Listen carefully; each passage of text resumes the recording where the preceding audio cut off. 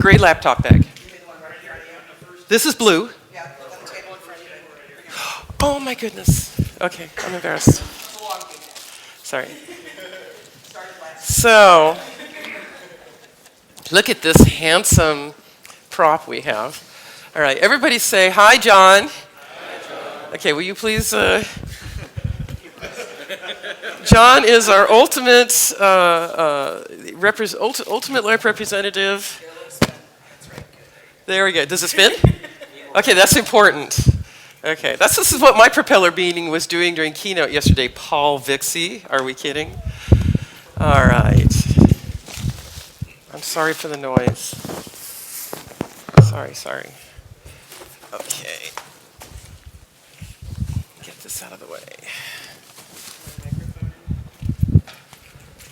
Yeah. One of us is doing this and one of us is doing testing, that. Testing, sibilance, 1, 2, testing.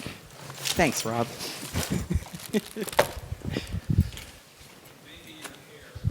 Oh, it's my hair. All right. How's that, guys? Okay. So, like, if I'm being rude, just raise your hand and I'll stop and fix it, because there's nothing more annoying than bad sound effects during a talk. Okay. So, are we ready? Sure. That sounds good. All right. How's your sound? I think we all established they could hear me. I'm not quiet anyway, and then you give me a microphone. Need the jingling keys. It just happens. All right. Microphone's for the camera. Is it on? Otherwise, I'm just loud anyway. Okay. Does it work? It works. Am I on? Ha, it works. Good morning, everybody. So this is John. Say hi, John. Hi, John. John is our subject today because John, when he was 3 years old, knew that he wanted to be a fire truck. And when that didn't work out, he went to college, and he got himself a job as a systems engineer at Blockbuster Video. And that was like 10 years ago when he left college. And so when layoffs started happening and his friends got laid off and he got all of their work, and then his boss got laid off and there was nobody to advocate for him when layoffs came around again. And now John is out of a job and didn't know that he needed something called a career. He just knew he had a job. And he wants to go find the very next job that looks exactly like the very last job he just had, because he knows how to do that job. And it doesn't require a lot of thought. The problem is that the chances of John being successful at this next job and being happy are pretty limited. Because the only thing he's doing is looking at, well, I used to get beat Mondays, Wednesdays, and Fridays over here. Maybe I'll only get beat Tuesdays and Thursdays over here. But you're not actually finding the thing that's going to make you happy, are you, John? No, I know. But that's because you don't have any help. But I got news for you. You got help.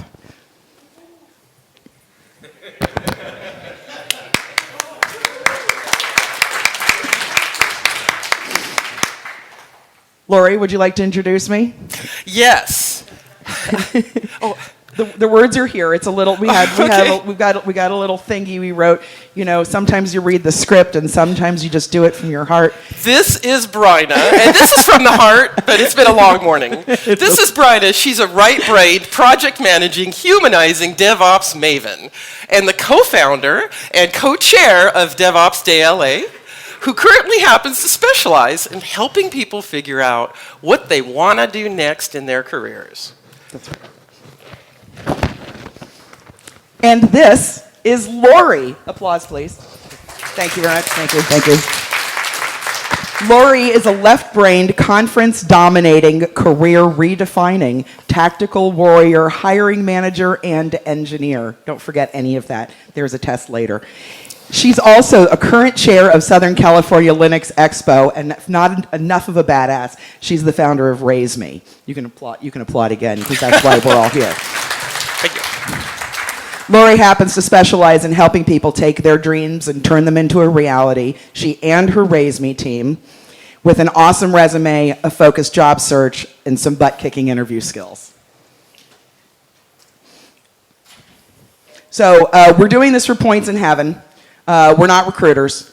We've been shit on, just like all of you. We see our friends get shit on, and we want to do something about it.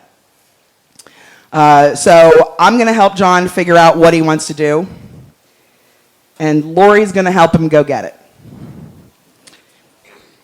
So the first thing that needs to happen, John, and you're just going to kind of sit there while we talk about you for the rest of this talk. You're fine, right?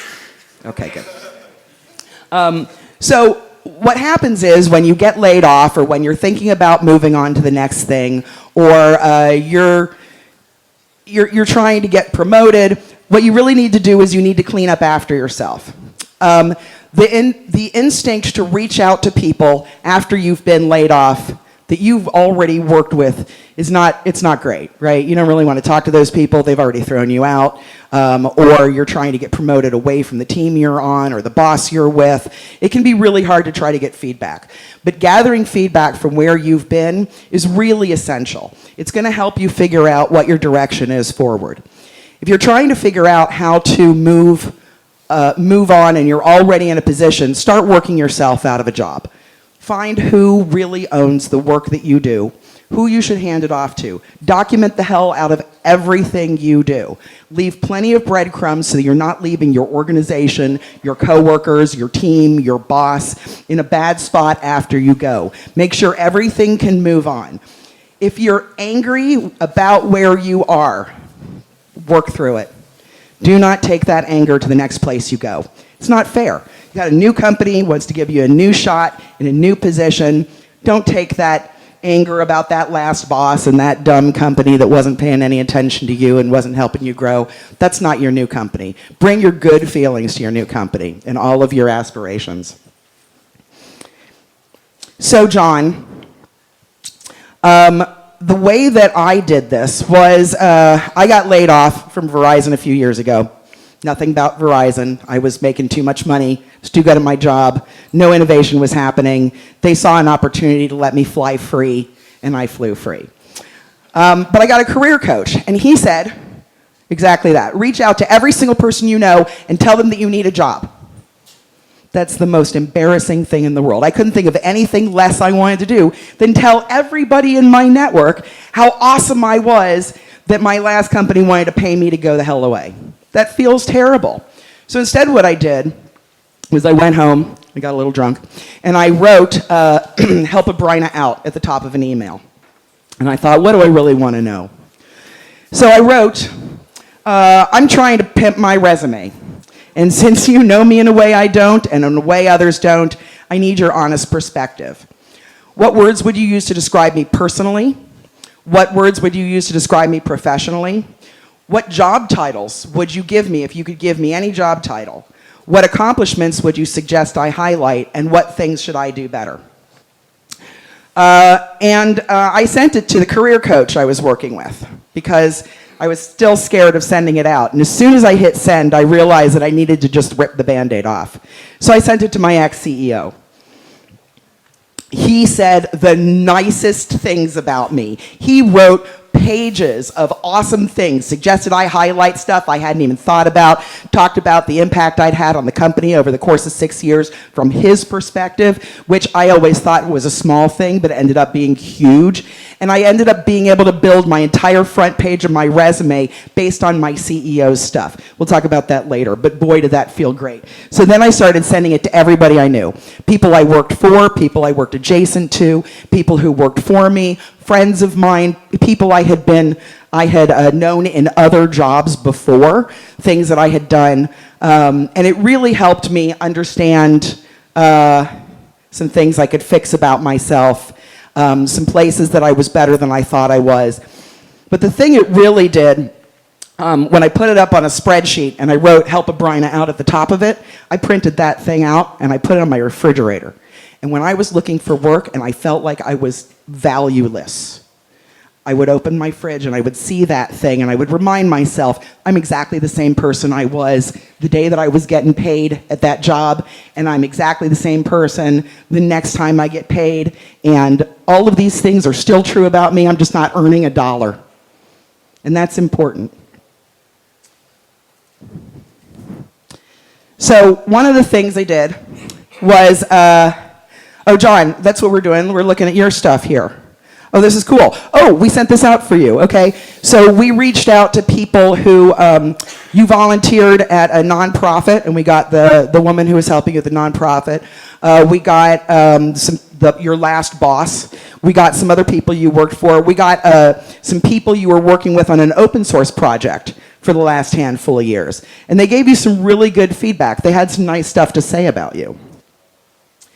And the thing that you really learn here, more than the information that you get back, is you figure out who's going to help you. When you get responses that say, I think that your next title should be exactly the same title you were at the last company, the person's not looking at your prospects. They're not looking at your future. They're looking at what they knew about you, and the perspective of their world is small. They see their world, they see how you fit into it, but they don't see what your potential could possibly be. The people who say you could be CTO one day, the people who say you could be president one day, you want to get coffee with those people. You want to do that immediately. You want to keep them on your speed dial, and you want to get in touch with them every single time you have a question about what you're good at, what you could be better at, and how you should grow your career. Those are the people that are going to help you make the difference. Because in every piece of feedback, 98% of the information you get when you get feedback from somebody else is about them. Only 2% is about you. And your challenge in the face of even the most withering feedback from your boss or from someone, if it's somebody random and you don't care what their feedback is and it's not going to impact you in 5 minutes, that's not feedback. That's trolling. If you want information from people who care about you and are going to help make you better, that's feedback. But you have to remember, their perspective is what comes first. Your perspective is where you find the truth, you start the conversation, you start to work through it. I had a coach, she was an engineering leader at a company, and as she was getting ready to leave her company after years and years, her boss, who she'd never had a relationship with, asked for an exit interview. And as she sat in that exit interview, her boss said, "You do not build good relationships with people." Now, she had spent her entire career trying to build better relationships with people. She was an agile and engineering coach. She raised she had 300 people underneath her. She was well known for her great relationships with people. So why on earth would her boss say that? Well, she didn't have a good relationship with her boss. And what her boss saw was, I don't have a good relationship with you. I don't believe you have a good relationship with anyone. And so my coach, in the exit interview, as soon as she got that feedback, said, even out loud, 2% truth. You and I did not build a good relationship. It's a good place to start a conversation. But don't walk away and feel like you allow someone to destroy everything you've built from an offhanded comment that happens to be based in their own reality and not yours. That said, so who can see your supporters? People who see your potential career instead of your past jobs. Those who suggested titles for you beyond what you could imagine for yourself. Former bosses, mentors, or coworkers who believe in you, have backed you up in the past, will continue to back you up in the future. People you admire in careers you want to emulate. God bless LinkedIn. We're going to talk about that later, but LinkedIn is full of people whose careers you want to have. You do. Or, well, better than that, too. So, the next thing you're going to do, John, because you've sent out emails, you're waiting for those to come back. While you're sitting around waiting for that, you're going to start a wish list. You're going to start a list of all of the things that you want your life to look like. You're going to think about what you want your day to feel like. You're going to think about what your work environment is like. What industry do you want to work in? Here, I've even got some examples. What work environment do I want? Quiet, collaborative, working from home, working on a beach. I've heard that a couple of times over the weekend. We're talking about more remote work, especially because of coronavirus. How exciting to go work from the beach instead of sitting in your house just because you're home quarantined. Trees don't have coronavirus, just saying. What do I want my day to look like? Do I like the constant crunch and that adrenaline rush? Do I want a structured release cycle? CI/CD is your friend. Do I want balanced days? Do I like working in the middle of the night? What industry do I want to be in? Government or healthcare? Technology is a really easy thing to say, but technology, I hate to break it to you, is not an industry. Everything has technology. There's all kinds of opportunities in places you wouldn't even think of. I work at Nordstrom. I'm not wearing my badge. I work at Nordstrom. You would never think, women's shoes, what technology could that possibly have? We run a fulfillment center. We have a production studio where we take photos. We actually sell things online in flash sales. We have online off-price stores and websites. There's an amazing amount of technology that goes into all of this. What type of company do I like? I like a nonprofit, a large international company, a mom and pop shop with 3 other people. I want to be the only engineer. I never want to be the smartest person in the room. What role on the team? Do you want to be manager, the senior guy? How about the guy who fixes all the bugs? Who wants that job? Somebody wants that job. It might not be me, but somebody loves that job. But ideation takes time. So you want to take time and you want to write out everything you can think of. Keep the pad of paper by your desk, put it in your bag, take it with you, put it on your coffee table next to your coffee. And write down stuff you never even, like I didn't know that I could pick where I wanted to work. I swear to God, I had no idea that I could even choose. I didn't even think about you think about how far you want to drive. I don't want to drive any further than the west side. I don't mind driving downtown. I'm not going to Irvine. And that was it. It was like, I need to be a project manager somewhere in that area. That doesn't tell anybody any way that they're going to be able to help me out and help me find the job that I'm really well suited for. So when you're done with your list, and it's going to take a little while, you're going to break it down to 10 things. You're going to put them on a spreadsheet, you're going to break it down to 10 things first, and then you're going to break it down to 5. And it sounds really easy the way I say that. It's not really easy to do. We actually have 2 ways that we can do this, because I'm all colorful, and Lori calls me touchy-feely, and she's all logical and engineering, and so everybody thinks in different ways, left and right brain. So, John, we got you some top 10 here, because you were writing like a madman. I mean, look at that. You got stuff all over. Oh, my God, pages and pages and pages. So you got to, let's see, got senior title. Yeah, that's a good idea. Don't want an open office. Sure, I understand. Kubernetes over AWS. You've been going to a lot of talks here at SCaLE, right? All inspired. Well-established company. Block blister. Left you a little cold. Flex time. You want to be able to go to the doctor in the middle of the day and not have to take off hours and take vacation time to go to the doctor. DevOps environment. Sure. That's really smart of you. Thank you. High-tech industry, easy or flexible commute, right? That last place you worked was like an hour and a half each way. You definitely want to shorten that commute a little. Attend 1 conference a year, maybe SCaLE, and bonus and stock options. A successful company is a good company. So the way that you whittled this down, let's see. I say pick your favorites. Pick the ones that are deal breakers for you. So as your well-established company is a really good idea, because block blister, you don't want to get laid off too soon. You want to have a little bit of time to have a career there.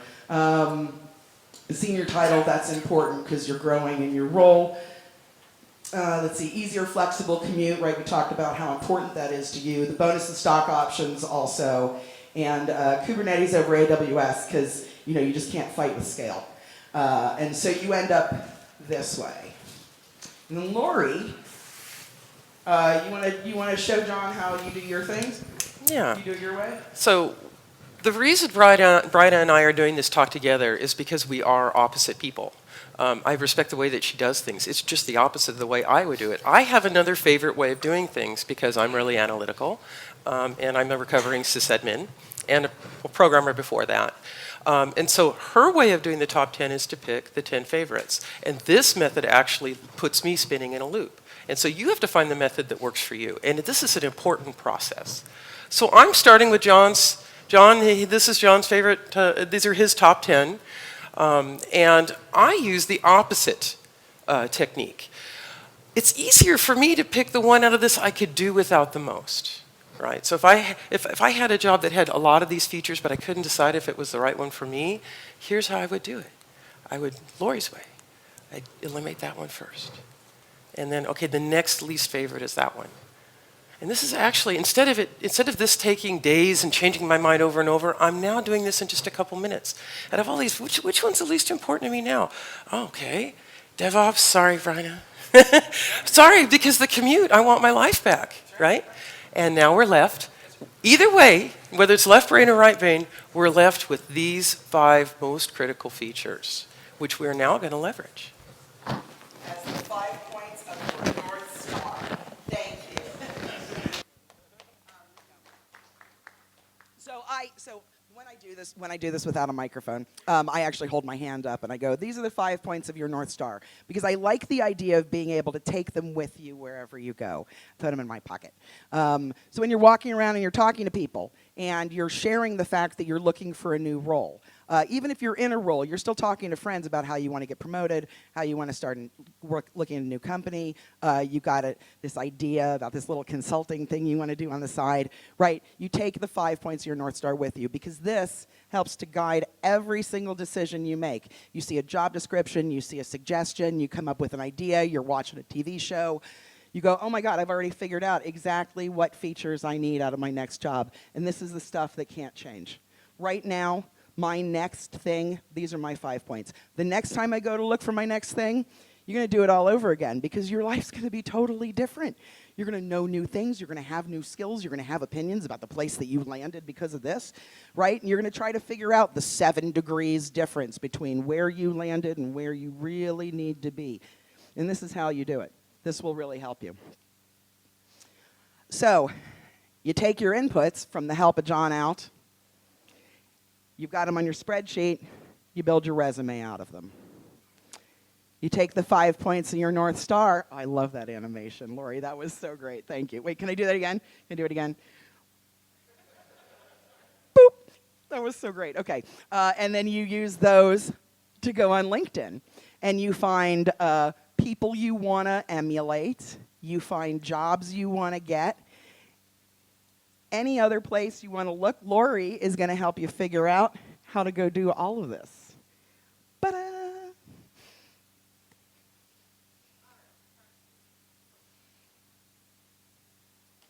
How dreams come true. All right, so now you've got the left brain thinker here. So I touched a little bit on this earlier. What job you want, there are a lot of factors to consider that aren't just salary, right? We tend to measure everything by salary. Unless you're like me early in my career, I had a real salary problem because I'd worked for defense contractors and had a sequence of very low raises many years in a row. And I had a salary problem earlier in my career. And I corrected it by going to a company that would give me a big bump. Most people are not in that situation. There's a lot of other ways to determine if you're a good match for a role and whether it's going to give you long-term growth potential. Okay, industry, what industry do you want to be in? Healthcare, defense, aerospace, computer gaming, maybe just startup, any kind of startup.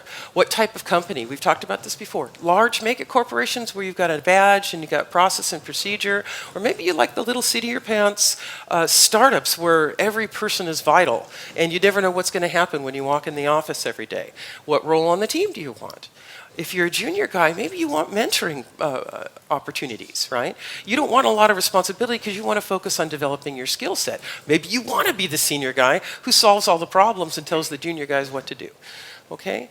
Growth potential is a very important aspect. The challenges, the technical challenges you get, this AWS, Kubernetes, other good stuff you've learned here at SCaLE, and career path. a lot of people go to startups because they want to think I'm going to be a vice president in 6 months, right? Anything can happen at a startup, right? So career path is another thing that's important. So if the only thing you're worried about in your job offer is dollars, you're doing it wrong. Reprogramming you guys today, okay? So I'm on a team of chairs here at SCaLE. I've been on the team, I think, 10 years now. And I reached out to them before this talk, and I said, where do you look for your talent when you hire? I mean, 18 years ago, when they founded SCaLE, they were all in college. Okay, 20 years later, these folks are hiring managers, vice presidents, right? These are all now senior people in their organizations. And guess what? They don't even use online job sites like they used 2 years ago. They don't find them productive. They use their personal networks to do hiring. So I just want to give you guys that feedback, okay? But the online resources are actually very, very helpful. Just don't depend on them completely, all right? And I'm going to show you how to leverage them. LinkedIn is in, we'll use 2 examples, LinkedIn and Monster. There are others, but time presses, okay? Here are some examples. Monster.com, I did a search for open source. Guess how many matches I had for existing jobs on Monster.com? If you cannot figure out what your next role should be, given the 5 points on your North Star and what your background is, by doing this search and looking at these roles, maybe we're doing it wrong. Or maybe you should translate the page to English. Okay. So, and by the way, these slides are available. Here are places that you can find free intel. Always do your research. People go into job interviews and they don't ask any questions. This is the wrong way to do it. You do your research ahead of time. All these resources are free. They're all public. And you can walk into the interview and you have questions for them. You should be interviewing that company as much as they're interviewing you. Well, we don't have time to go through it, but this slide's available. So, what title, what company? All right. So here's where people come to me. This is where we're different at RaiseMe. If you go to a regular career fair or you approach somebody whose job it is to recruit for given companies, the answer they're going to have to your question is, "Oh, you need this a junior." You need a junior SRE role, and we have one available in Tucson. And then that resume, that direction becomes warped toward the roles that are available to that recruiter in their industry. A really senior recruiter will help you more beyond that, but understandably, they have a job to do. So your job is, before you get to the recruiter, you need to go through this process and find out what is out there in the marketplace. So how many people are looking for roles? Do you know the titles of the positions that would work for you? Is there anybody out here that's only looking for one specific exact title? So you know there's a few things, right? So how do you find out what the titles and what the roles are out there? If you go to in this case, if you go to monster.com, it'll create a URL for you. We're going to do search on open source and then our favorite technologies: Kubernetes, AWS, senior role that offers stock options. Let's see what happens to that 150,000 matches. Wow. There really are jobs out there with my 5 points. Now, not all 5 points are things you can search on. It's not going to answer the commute question, but it's really going to give you a place to start. And look, this is real time. I did this just a few weeks ago to make the slide for you guys. Here's right on top. We're hitting all the nice. And if we could scroll down here, you'd see down here that it offers stock options. So we got hits. And so just on that limit, we have quite a few we can look at. And then now you can feed this information back in, and you can also feed it into other search engines like LinkedIn. A linear seed software engineer, a senior, well, okay, not everything's going to hit perfect, but you can go down and you can see which companies are hiring, and you can do your research on those companies. Okay, and now we're going to try the same thing with LinkedIn. Open source, Kubernetes, AWS, stock options. It creates this URL for us. What are we going to get? Look at this. Look at all these jobs. Okay, a little more variety here. But the same thing, you mine through each of these jobs and you see what the requirements are for the job. And you can tell how well you match. It'll also inform you, what certifications do I need to impress these employers? Oh, if I want a senior, what's the difference between a senior and an intermediate? Can I make that jump? This will answer your question. In this research, you don't need any professional's help to do. And you need to do this before you target roles. Okay? So here's another neat thing about LinkedIn. You can sign up for premium free and get it for a month free. I've never paid for it, but a couple of times I've done that. Miss Bryna had tuned me into this really cool feature. Do you want to explain it? Yeah, actually this is really neat. Lori was talking about a job that she didn't think she could get. So hang on a second, let me see how I felt about this job that you don't think you could get, because I got premium. And it shows me, based on the information that's on my LinkedIn profile, how qualified I am for this position against other people who are also applying for the same position. It shows me the level of people who are applying. It shows me geographically where they are. You find your competition's information right here on the page. If you're looking for a job, it's worth the $29 a month, let me tell you, to find out who else you're competing against. Because if all you've got to do is shift your LinkedIn and your resume to target yourself better and go get a meeting for this job, oh my God, it's like an instruction manual on how to go get it. Okay, so here's the thing that I want to make you aware of from a hiring manager's perspective. Okay, you will sound like a better match. And you will be a better match for a role, which means you'll stay in your roles longer and you'll get more out of it besides your paycheck if you create a career progression. Okay, so there's a couple situations. Simplest situation is you're coming out of your education, you're looking for your entry-level junior role, whatever. You're gonna be at the very beginning of your career, if this was a career progression, and just getting your first job. Okay. Another situation is you're going to follow along that same career arc. Oh, I was an MTS1, now I'm going to be senior staff. Same industry, same kind of work, just a lot more responsibility, different projects. Now maybe people are working for you, okay? And then there's recareering or restarting situations. Recareering is where you're coming from somewhere else. Let's say you're a senior programmer and you want to completely give that up and now you want to be a network engineer. There's not a huge leap. You're not leaving the industry.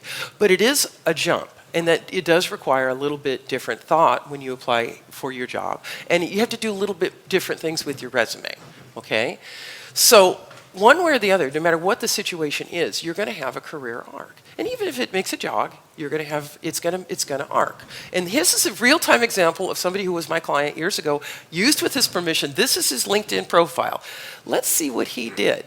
And let's answer the question about, if I haven't already done that job, how am I going to get hired for it? So if I'm a senior staff engineer and I want to be a team lead, how do I convince them I can be the lead if I don't have that experience? Let's see what this guy did.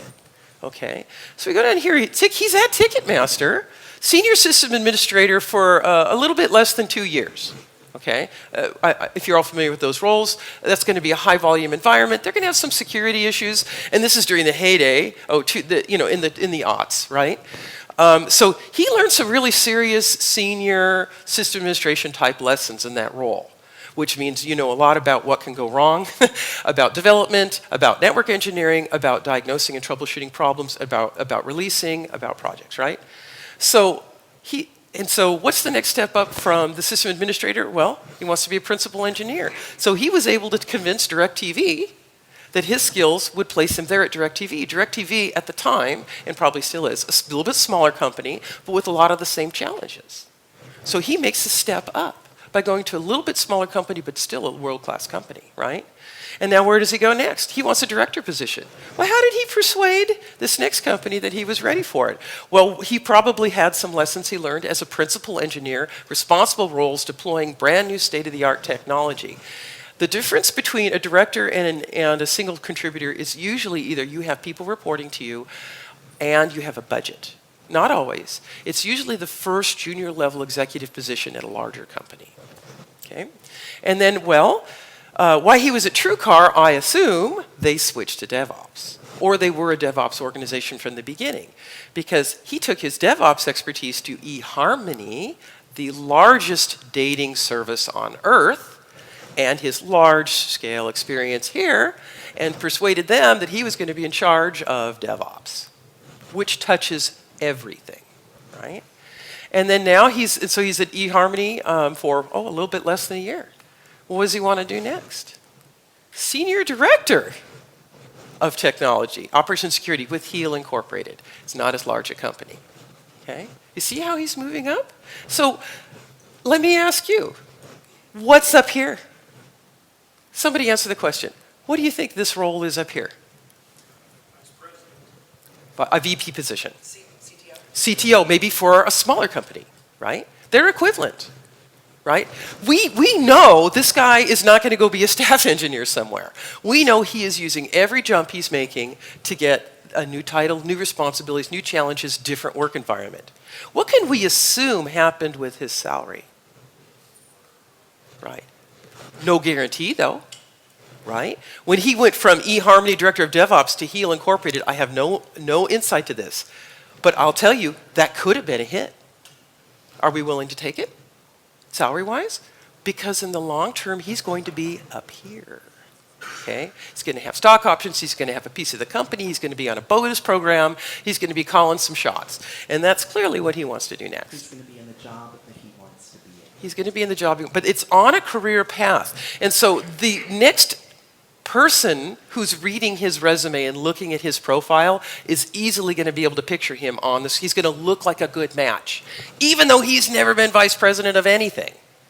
You can see it, right? So how many people in this room want a different title, different position next on their career arc at their next job? I mean, you don't have to be looking for, you want to do something different next. Here's how you do it. Okay? It is a mystery, and this is the mystery solved. Okay. So I wanted just to inform you about the hiring manager's perspective, because when you're sitting across the interview table from them, sometimes you're kind of involved in your own perspective on things.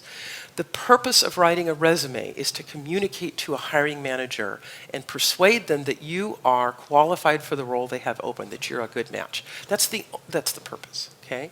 You need to get calls back from people.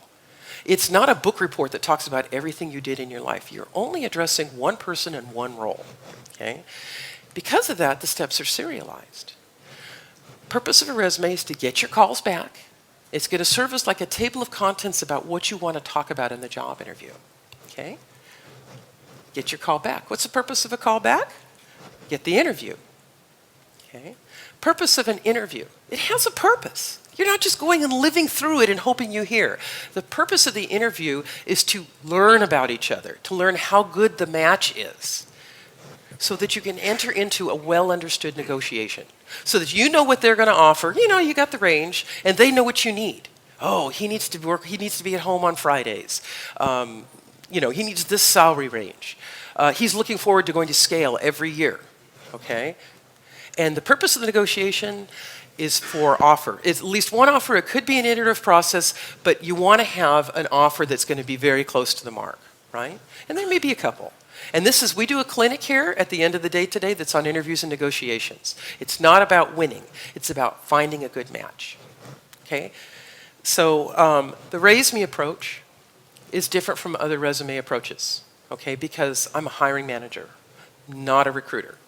And I often do this talk, or talks like this, with recruiters just so you can hear them disagree with me, okay? But the RaiseMe resume approach is mostly about resume development as a process with a purpose, okay? It's not a one-step process where you write this book report about your life and then blitz 20 employers, your 20 best leads with some generic version of your resume. You create a master resume first and put in all of your experience, your educational accomplishments, your volunteer work. In a master resume, no one's going to look at but you. It's 10 pages, 20 pages long. Get it out. Put it in there. That's your book report. Then you convert that information into bullet items. And with each targeted job you look at, you pull up on Resume, on Monster, it's got a list of requirements that hiring manager has said they want. You pull out the information from your master resume that matches, that answers those questions. So Example resume development process, here we go. Is Tyler in the room? This is actually one of our RaiseMe volunteers. This is his example. He started out, here's his narrative. These are the jobs he's had. College student still. Okay? A lot of it's about his volunteer work. But he's just writing it all down. He's just getting it down so he doesn't forget. And now what do you do with this? You can't use this as a resume. I have seen resumes like this for people that want to make 6 figures. This is not a resume. This is part of the process. Then you convert those to bullet items. Way too many bullet items. For each job, you had 30 different things, maybe, that you accomplished, that you learned, that you want to talk about. Not for every job, but maybe for jobs where it matches, okay? So you put it all in there, and that's your encyclopedia. And from there, you create a targeted resume. You look at the job posting, you look at what matches in the job posting, and you pull it over, and this is what the hiring manager needs to see. The hiring manager doesn't need to know about your paper route when you were 16 years old, okay? But your hiring manager does need to know about that interesting project you had in college 10 years ago that actually hits the nail on the head for the role they're looking for, okay? And you might not remember it if you didn't have it all here to start with. So this is a process with a purpose. And this is an iterative process that teaches you what your career arc is. But if you skip all this and you just write a resume to send it to everybody, you're not going to go through this process. Here at RaiseMe, I can't tell you how many people we have said, start over. You need to do this. And they've come back to us with a completely different idea about what they wanted to do for a living. Completely different. We would have wasted our time because they realized, oh my goodness, every job I've ever had, I've always been the jack of all trades that solves everybody's problem. That's the role I want on the team. I don't really want to be the senior guy that just solves certain questions that the executives want to see solved, right? They want to do everything, right? So they learn about themselves and they can translate that to the conversations with career consultants, hiring managers, and recruiters. Okay, how are we doing on time? Can somebody give me a time check? We've got 10 minutes. Okay, better wrap up. Qualifications. So once you get your master written, then you can tell whether or not your qualifications are really going to be a good argument for whether you're qualified for a job. You never exaggerate on a resume. It's not necessary. If you feel insecure about your qualifications, this is what you need to focus on. Okay? Skills, experience, accomplishments, and education. Okay? Conventional qualifications are ones everybody recognizes, especially the big companies.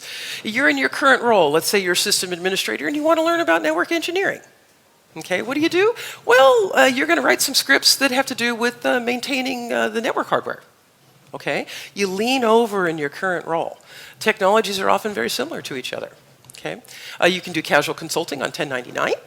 Which means take a job on the outside, but it's not a full-time permanent job. They don't have the same stringent requirements as a full-time permanent position would. You can get a college degree or be in a certificate program. Those are probably the most expensive ways to get qualifications. Industry vendor certifications and training. Okay, these are conventional. Now, what if, okay, and here's some examples, and this slide is available, by the way. You can take a picture if you want. These are just some of them. But we could talk about them when we have more time in the clinics. Okay. But what if you want to make a change? What if you do have that fine arts degree or a PhD in geology? First time I did the talk here 2 years ago, a guy came up to me and he said, "I have a PhD in geology.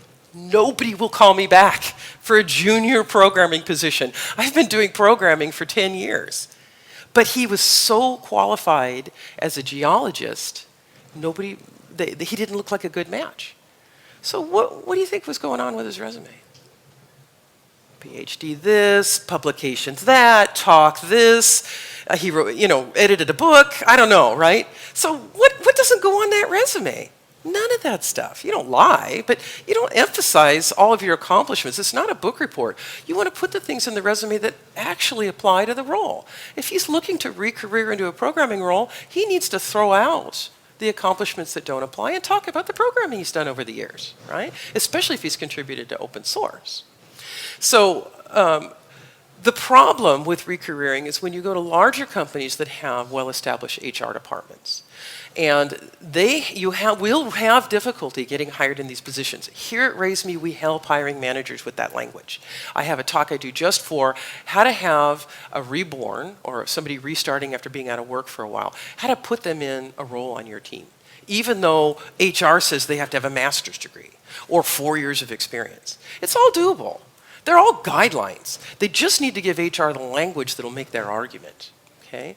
The HR people are doing the same thing that engineers do. They create repeatable processes that'll make their processes more efficient and low risk.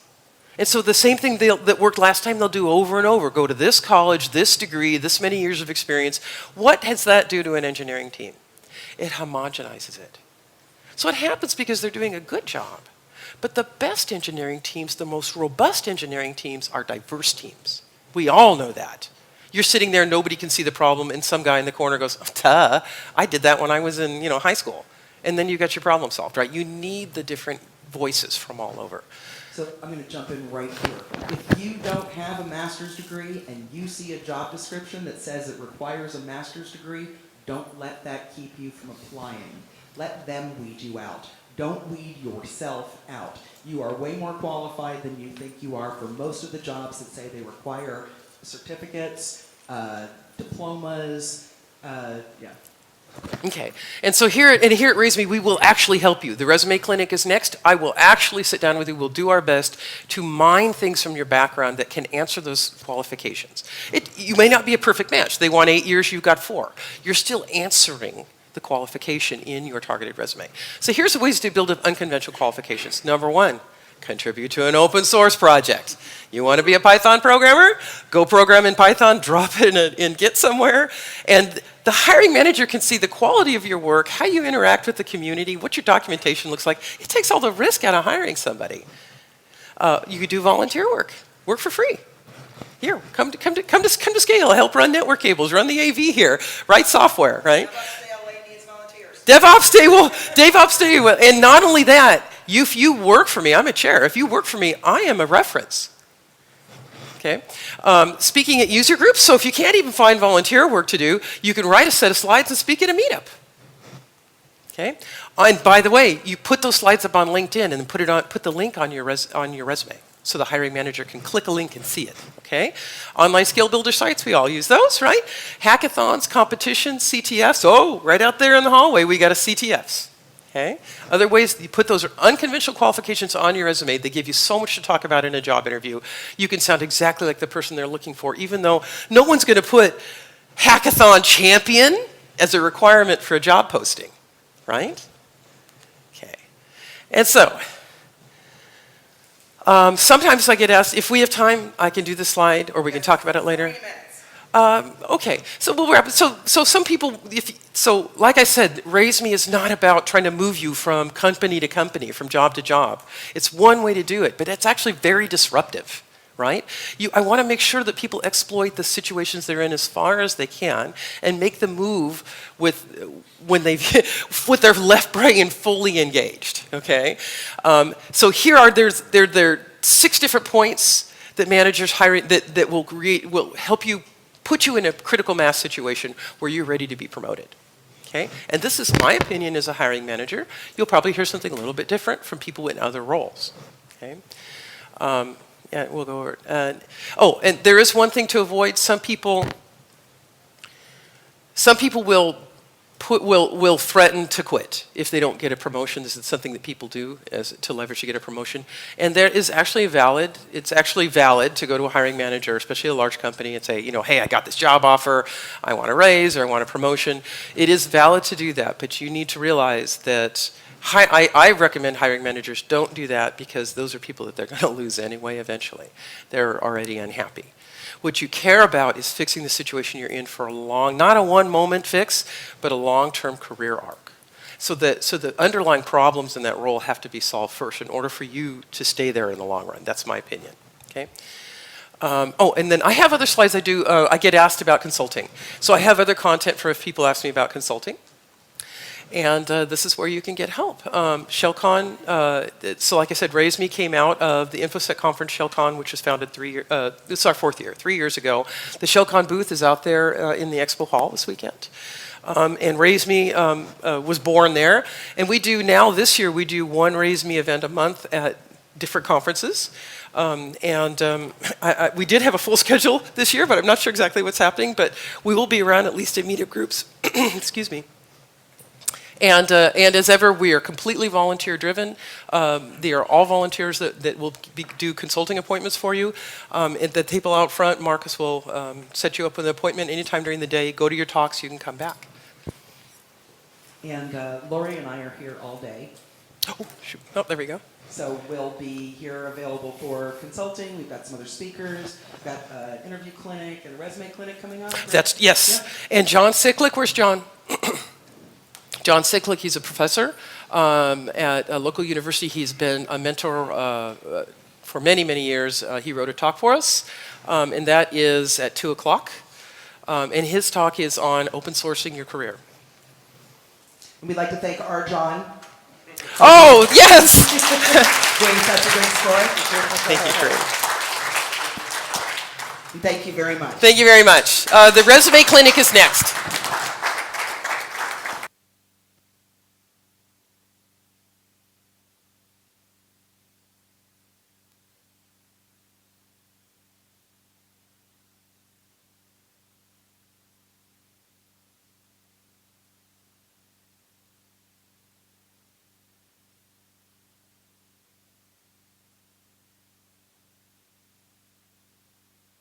Our hiring manager over here. Why? How does that happen?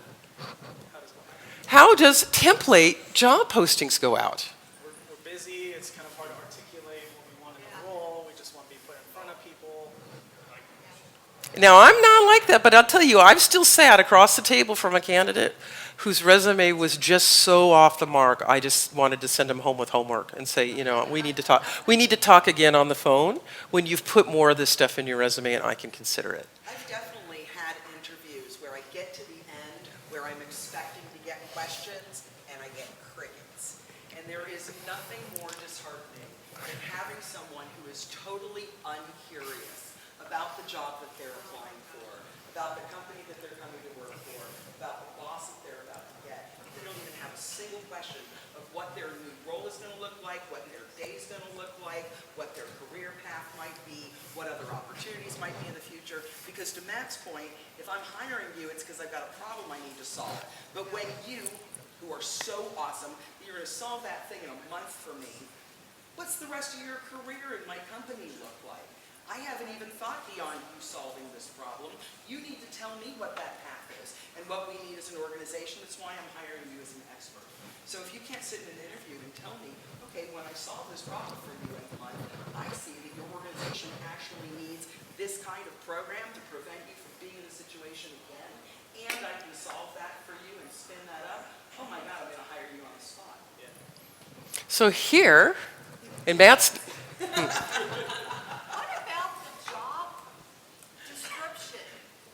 We're going to have a real example of that later. And we're going to rip everybody a new one. Okay, yes? I just did a job interview on Thursday, and I got to the end. They said, do you have any questions? I thought, oh, really? They answered everything that I had a question on. And I was tired because it was in the afternoon, you know, and I'm thinking I should have more questions. I was totally blank. So that sends me the signal that you're really not interested. It does. Sorry, even if it's not true. Yeah.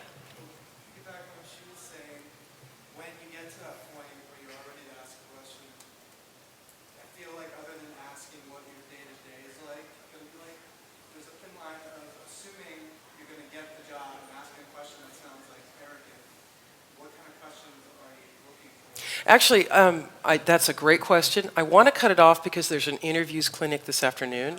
So it's all interleaved together, it is, but I know people are going to come back for that. They're going to want to hear it. So if you could be here for that, bring your idea right back. What the purpose of this is I want to show you how the resume sets off this cascade. But it all starts with what's on your resume, okay? Now, so an effective resume. So when people write resumes, they think that all you're doing is talking about the job that you want. right? But actually, a good resume, a resume that's persuasive to me that you're a good match, implies what you don't want. If you want to work for a little startup company where everything you do is critical to the bottom line and you don't know what challenge is coming next and you might be vice president next month, if you want that, if that environment's what you want, that goes right at the top of your resume. I want that.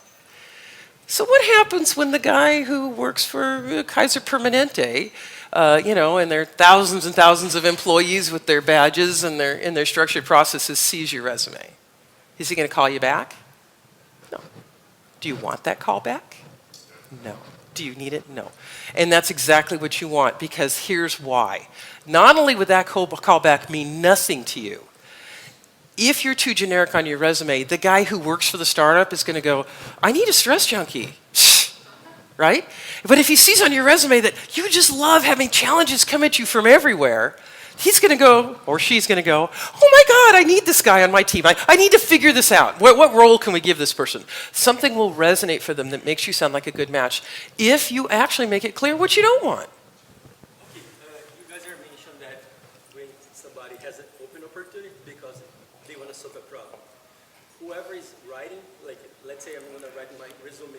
Shall I write my resume following the STAR method? Like every action that I put there, like explain how do I solve any problem? So he's asking about the STAR method. And there isn't enough time to go through like every popular method out there. When you talk to the individual career consultants, they can tell you what their preferences are. And the answer is yes. Should I try this method? Yes. Should I try this method? Yes. I'm not going to tell you there's one method that's better than any other. But I will tell you as a hiring manager whether I think your resume is understandable, whether it's persuasive. Okay? So we talked about in the beginning about role and career progressions.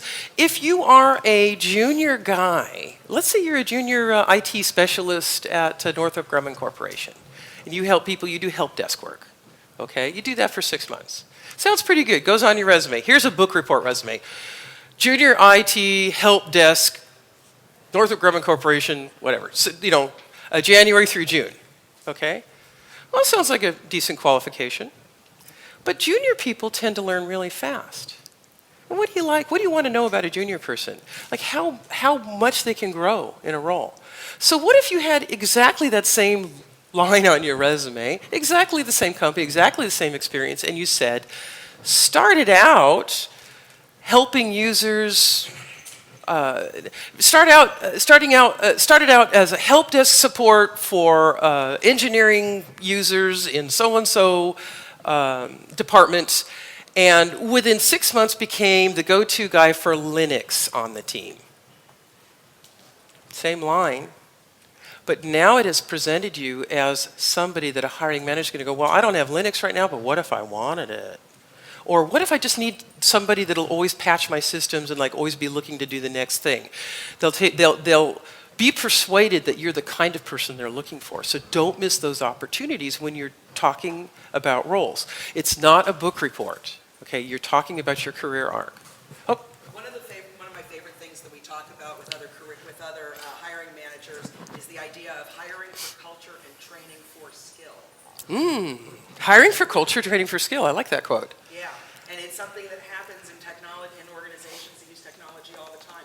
You want to find the right person who's going to fit in with the team, because the way I think about teams is that teams actually fill in each other's spaces. It's not that every single person on the team has all of the same skills, is that each of you brings something unique that makes you an entire full stack team that can do all kinds of stuff. And so if we hire for the culture of the team and you're the right fit there, we know we can train you for the skill, because your resume shows that you've been able to move from junior positions to senior positions along the way. Okay, so also this slide should look familiar to people that were here earlier. We tend to overemphasize salary here in the United States. There's a few reasons, and the industry just encourages it, and this is very self-defeating, because there are other aspects of compensation that are just as important as salary, and we'll talk about that in the salary and in the interviews and negotiations clinic this afternoon. Also, whether or not you're a good fit depends on other aspects too, not just the salary range. It's the first thing we jump to because we're left-brain thinkers. So that's a number. I can hang my hat on that one. I fall in that number, or that's more than I'm making now. That makes me happy, right? Must be a better job because it's more than I'm making now, right? In your resume, you can specify industry, type of company you want to work for, role on the team you're looking for, and the growth. And the growth potential is not necessarily something you put in your resume, but it's definitely something you're targeting in your next role. If all of these things match, what you want matches what the hiring manager has to offer, it gives the person across the table a chance to resonate with you and say, well, I know this isn't really the salary you're looking for, it's, because you don't really have the experience we need, but we have this opportunity where we send people to SCaLE every year for training, or every quarter we send someone on the team to go get a certification and bring that knowledge back to the team and do lunch and learns. Right? I mean, they could find other ways to satisfy your career needs. So the RaiseMe approach, resume development is a process with a purpose. You're not just creating a resume. It's not a book report, okay? You need to discover your career arc, discover where you want to go in the longest run, and then determine what roles are right upon that path. Okay. You don't do that by looking at a job posting and writing a resume and sending it to that employer or sending it to 17 employers. Okay, that's not how it works. You create a master resume first. You start out with a narrative and create a master, which becomes a kind of encyclopedia, and then from there you create targeted resumes for each role. Okay. The essay approach is something, it's just a term I use. I don't know if anybody else teaches this, but did you all learn how to write essays in high school? Okay. What after the title? What's the first thing that goes at the top of a resume? Of an essay. Topic sentence. Your thesis statement. What does the whole rest of the essay do? It supports it. So if you're writing an essay about elephants and you have a paragraph about dogs, does it belong in that essay? No. So if you're applying for a job, if you want a job in the aerospace industry and you've got aerospace experience, but you also worked at, a car wash, what do you think goes in the resume? What do you think doesn't? So you put the things in the resume the hiring manager needs to see in order to determine if you're a good match. Okay? And the essay approach with a resume, what I call the essay approach, is you put the summary at the top. That includes the things we talked about, the industry, the type of company, the type of role, and the type of work. As a hiring manager, I think you've probably seen the same thing as me, you're lucky if you get 1 out of 4 or 5 of those. You find out what kind of work they're doing now, maybe what kind of work they want to do next, but you don't see anything else in the resume. It's all the rest is guesswork. Okay, well, he came from 3 other aerospace companies. He probably wants to stay in the aerospace world. Or works for a startup, probably likes working for startups. It's all guesswork. But if you put it in a summary at the top of your resume, it takes all the guesswork out of it. You'll sound like a dead-on match for a role where those things are offered. So is that in your experience? Yes. You see what kind of work they did. How often do you see what kind of work you think they want to do next? So what the work that they want to do next, you're saying for the role that they're interviewing for? Yeah. Well, for the role they're interviewing, or for whatever they want to do next that they haven't done before. Do you ever see that in a resume? Explicitly listing not doing it? No. So you won't even know if you're a good match. I can promise you that if it's on the next role in your career path, you've been successful, you'll look like a good match if you say that's what you want. Start out by saying that's what you want. That makes you a good fit. Also, you'll find when you create a master resume, there are common threads that pop through. And this happened in real time for me a few months ago when I was mentoring a college student. Graduated from CSUN, 2 degrees, physics and some kind of engineering. Very highly accomplished, high grades, and a couple of internships, which I feel were probably prestigious, but that's not my world. And so extremely qualified, but never had a job out in the wild, out in industry. And so he had basically an academic resume, and it had to be completely redone. He wasn't understanding why he wasn't getting calls back, because all he talked about was being a TA. So, well, he's capable, he's brilliant, he's capable of doing all these things, but he didn't say he wanted to. Okay? So we rewrote his resume, and in the process of him creating his master, he found out something about himself. He found out that all the way back to high school, every time he was on a group project or worked on a team, he was the guy that always did the data analysis. That he learned how to use Excel and be a real wizard at Excel when he was about 13 or 14. But he was the guy on the team that would create fancy spreadsheets and would do graphing and real stuff in the background. And it had carried over into his college life where he was a top achiever. And still on every group project, he was somehow the guy that was running statistics and doing risk analysis work and other kinds of work. And so it isn't the kind of work he wants to do. He doesn't want to do data mining for a living. But he understood what role on the team that he could make a really strong argument that he qualified for. And as a junior person that's never had any industry experience, sounding like a perfect fit for an engineering team in any kind of role is a big asset.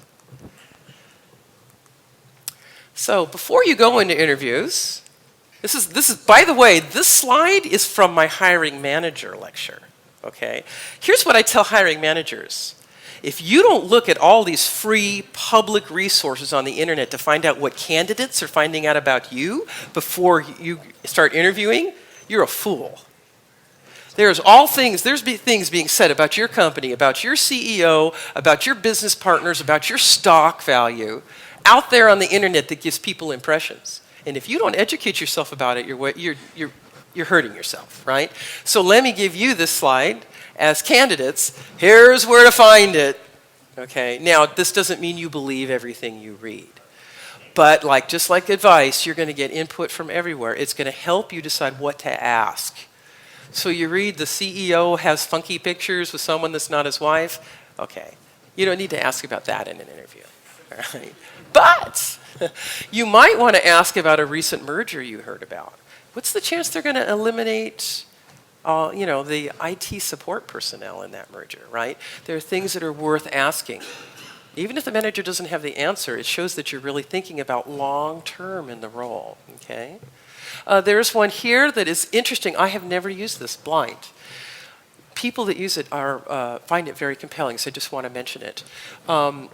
It's a website that you can go to if you have a job offer, and you can compare with employees who have accepted offers who are working at these companies and find out how your offer compares to what they got in their package, their compensation package. It works because the only way you can register there is if you have a corporate email address with that company.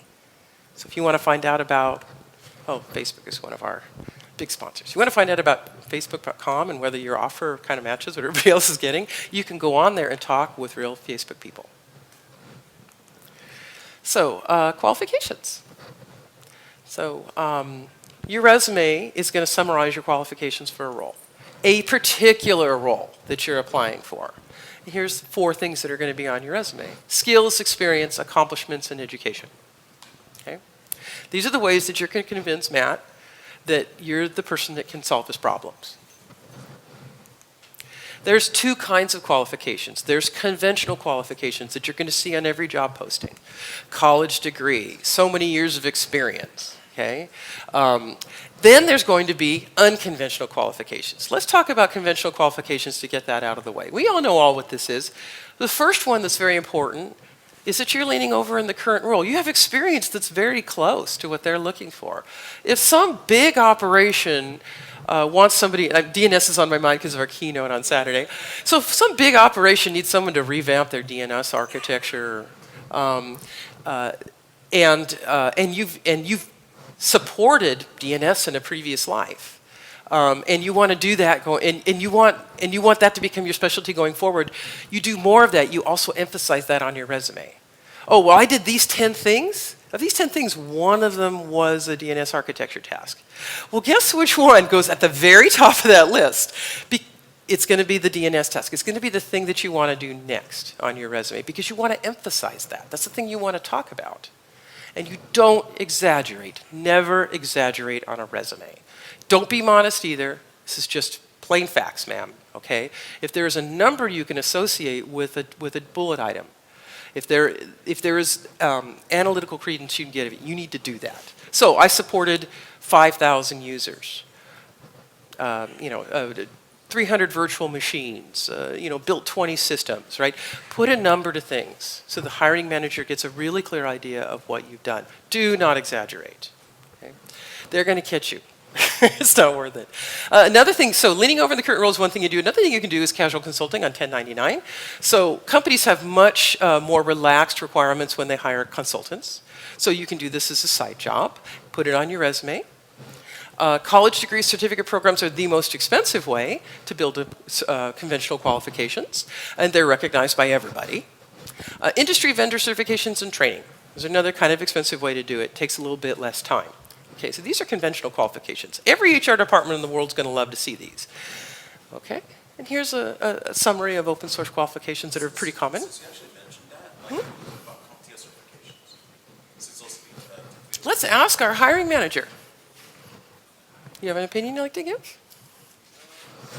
So I don't particularly hire for the technical role or for the project management role, but I would say that it shows that you've gone out and you've taken the effort to learn this skill and prove that you have that. He's specifically asking about CompTIA. All right, so here's another question, right? Would you value more like an actual degree, like even an associate's, right, like computer science, versus someone that has like a bunch of certifications? So I would say that your work experience would be more important than all of that, right? But if you don't have much work experience, I would lean more towards the formal education, and if you don't have that, certifications are the next best thing. So how many people have been told by a recruiter, get certifications? Put them all on your resume, no matter how old, right? Get as many as you can. If anybody ever pressured you to get as many as you can. Okay, the reason that that happens is because there are search engines out there that are just blindly parsing people's resumes and looking for matches, and they'll report 70% match. 30% of the keywords match, that's really low. 50% of the keywords match might be somebody's threshold for actually downloading a resume and taking a look at it. They're doing keyword searches. You can create resumes that are very effective at keyword searches without compromising the quality of the content. So I'll tell you. Are you interested in ATS? So, we could talk about almost all these. I'm just afraid we're going to run out of time. So can you do that? Can you ask somebody in a one-on-one appointment? Okay, unless somebody else has that question. But, so the point that I want, okay, so all right, maybe we'll circle back around to it if we can. So the point I want to make about certifications is you can have too many. That is a piece of stupid dogma that's out there. Hiring managers are looking for a balance. We want somebody who can get the job done.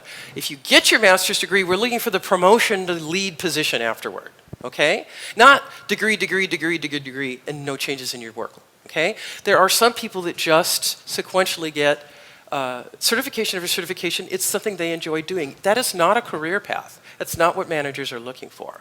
Okay, if you get a certification and then you do a certain kind of project related, let's say you get an information security certification, a security certification, and now you go and now what you do, you put on your resume and say, I went back and rewrote all my old Python code. Or now I'm mentoring other JavaScript programmers. You put that on your resume so that there's this balance between certifications and achievements. Okay, hope that answers the question. Anyway, so yeah, it's a little bit of alphabet soup, but we want to work with you one-on-one. Okay, and every manager is going to have a different opinion about whether they like certifications, how much they value them, and which ones. It's so different from position to position to position, right? So we can say, well, what's the best one of these? The answer is it depends. And how do you tell? You go on LinkedIn and you see what the guys and the gals who have the position you want already have at a given company. Go check out Netflix and see what the Netflix SREs have, right? I just want to give a quick little story about certifications. I worked for a company that did managed services. We hired somebody to manage our network engineering team. He had just gotten his CCIE. He was gone within a month and a half. Why? Because he had the certifications, didn't have the experience, he didn't know how to manage, he was terrible at network engineering. He was terrible at it. So what happened? So he was gone out, right? Yeah. I And don't have a CCIE, and I was the vice president of technology. So Yeah. that's the difference between getting it. If you get it and you use it and you know it, then it tells people that you know it. But as a hiring manager, I So how does that happen? How does a person without certifications get overlooked for a job that this person is more qualified for than somebody that has 3 of them? How do they get overlooked? What do we talk about? They don't have experience to back up the use of If they don't, what if they do? He's saying that in his case, he has no certifications at all, but he's eminently qualified. So how do those people get overlooked? Their resume's crap. Yes. Their resume says, I have certifications, or they don't. Here's another thing that happens. Or the HR department is looking, yes, right. And this is why I do RaiseMe, guys. I try to educate HR personnel on how not to fall into that pit, okay? So either the resume's crap or what's going wrong in the interview process. That information is not on the resume, so it's not coming out in the interview process where they're resonating with, I solved this problem already, okay? So if you have a higher number of certifications, would you recommend that that goes into like a master list and then you... Exactly. Put everything, I want to know everything all the way to the Good Citizenship Award you won in kindergarten. Put it all in your master resume, get it out. That's your master profile, okay? That helps you, that frees you to write a targeted resume that has a lot less in it. And it will just be the things that the manager needs to see. I need to move on a little bit faster. Okay, so we talked about some of these things already. So unconventional qualifications. If you don't have a college degree that's on the mark, if your previous work experience has nothing to do with what you really want to do next, there is hope for you. We specialize in that at RaiseMe. I wrote a talk on this, and my first talk I ever gave was here at SCaLE a few years ago, just how to re-career, okay? And I get people ask me to come to their conferences and tell them, okay? So you could do volunteer work, you can contribute to open source, all this stuff goes on your resume. It's just as important as your conventional qualifications, okay? You could speak at user groups, you can do online skill builder sites, you don't have to be enrolled in university, okay? In InfoSec there's competitions, but there's hackathons, right? There's all kinds of things you can do that don't even cost any money, and Mr. Nathan's right back there. We have our expert in how to increase our qualifications for open source roles. And this is what you do instead of exaggerating on your resume, or instead of just saying, oh, they'll never hire me. This is what you do. You build up your unconventional qualifications if you're recurring from somewhere else. Okay? Here's the dogma about resumes. All right.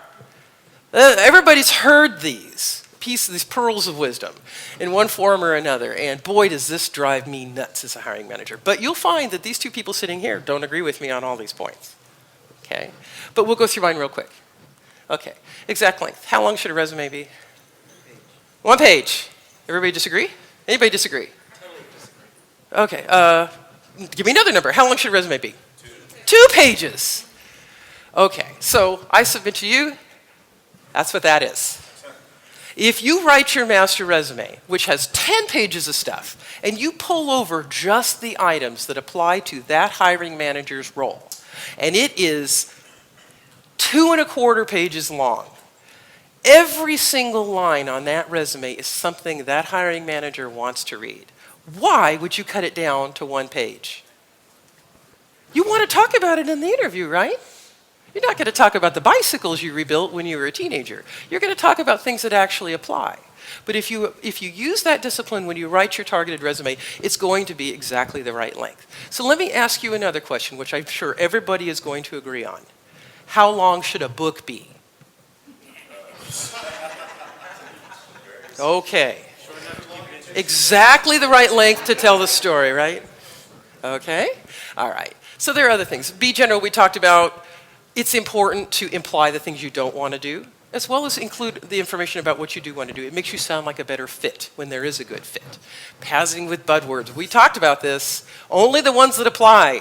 He doesn't care about, no matter how sexy and state-of-the-art your work is, if it's not going to apply to his job, he doesn't need to know about those buzzwords. Oh my goodness, honest to God, the last time I did, the very last resume review I did, somebody had the very first acronym he had on his resume was Visual Basic related acronyms.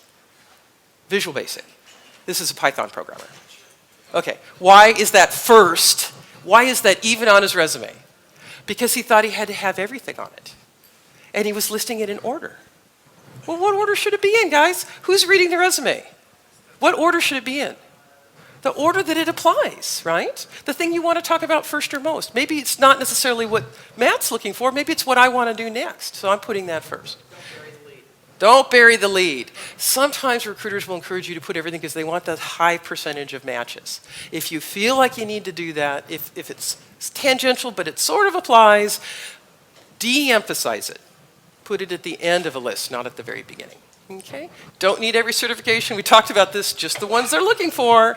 Don't blitz your resume because you send one version out and you don't get calls back. Guess what you've done? You messed yourself up.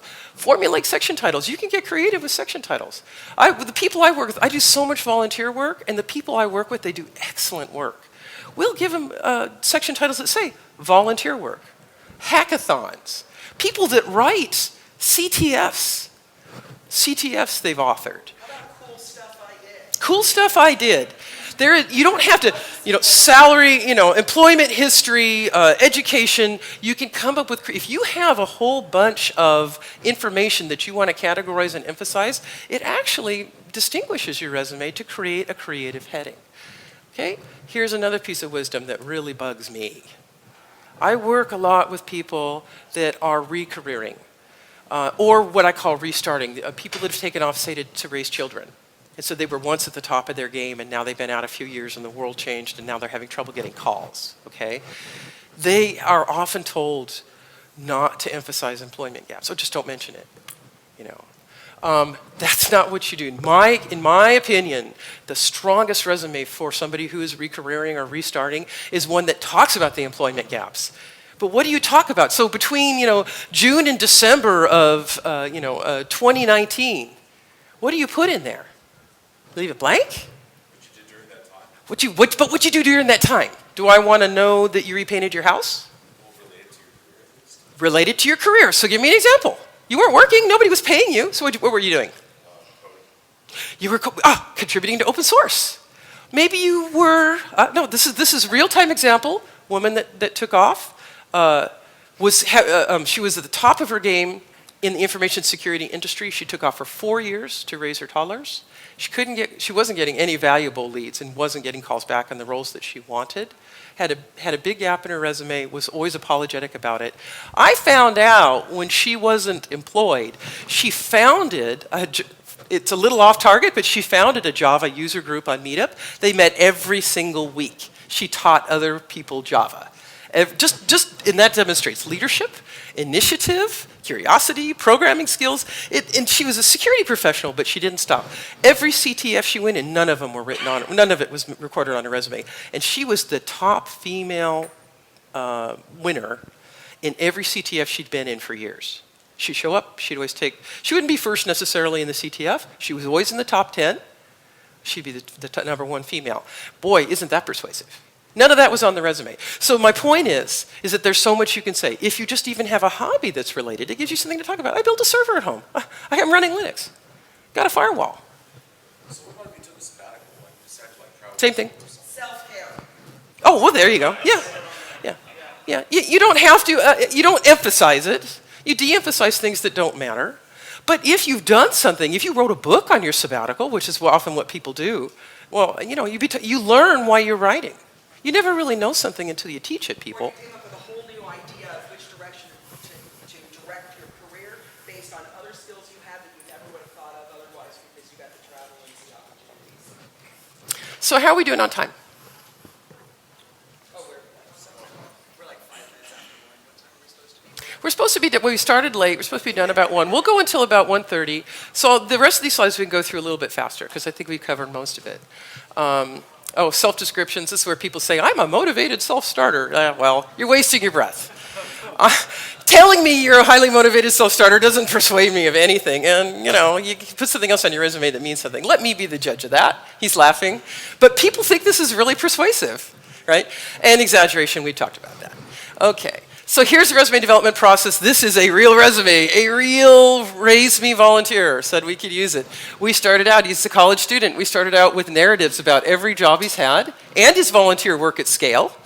Okay, and that's the beginning.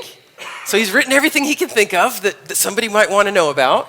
And then we worked together and we converted to bullet items. that talk about accomplishments. Okay, you were at SCaLE, but you ran cables. You were at SCaLE, but you helped diagnose network problems, right? Here's what you did in open source, you know, different things that you worked on open source, that kind of thing. It's where you actually get down into the details about what you did. And, sorry? Every single thing you did. Every single thing. This is his page 1, and he has no work experience in the industry, and that was page 1. But this, Every cool story you have about Yeah. that job, every great idea about something you wanted to suggest, everything you think of while you're writing down the details about that job, that's that. I'll tell you his story in a minute. But here's what the final targeted one was. He applied, and he's been applying for internships with it. So he looks at the internship, and he goes back here, he refers to his master resume, and he pulls over just the things that matter, putting them in the order of the emphasis he should be making in order to prioritize what he talks about in the job interview. And this is one of his targeted resumes. Okay? That's what it looks like. Now the rest is about kind of side issues, and so it's content that I offer if there's time, but I want to find out what the audience needs. So this is for consulting. If some people are considering, I want to be a consultant next, and I have a group of that, then we can go through this. There's all different kinds of consulting, and then a little bit on interviews, but we're going to do that later. So okay, so let me tell you Tyler's story. That's the sample resume you saw. 17 years old, high school junior. Never had a job. Grew up in my family, which means he grew up doing SCaLE every year. You'll see him running around looking really tired, probably with tape stuck all over him, doing game night, running cables, basically being a gopher. Anyway, he grew up with this, and he's gotten more and more responsibility over the years.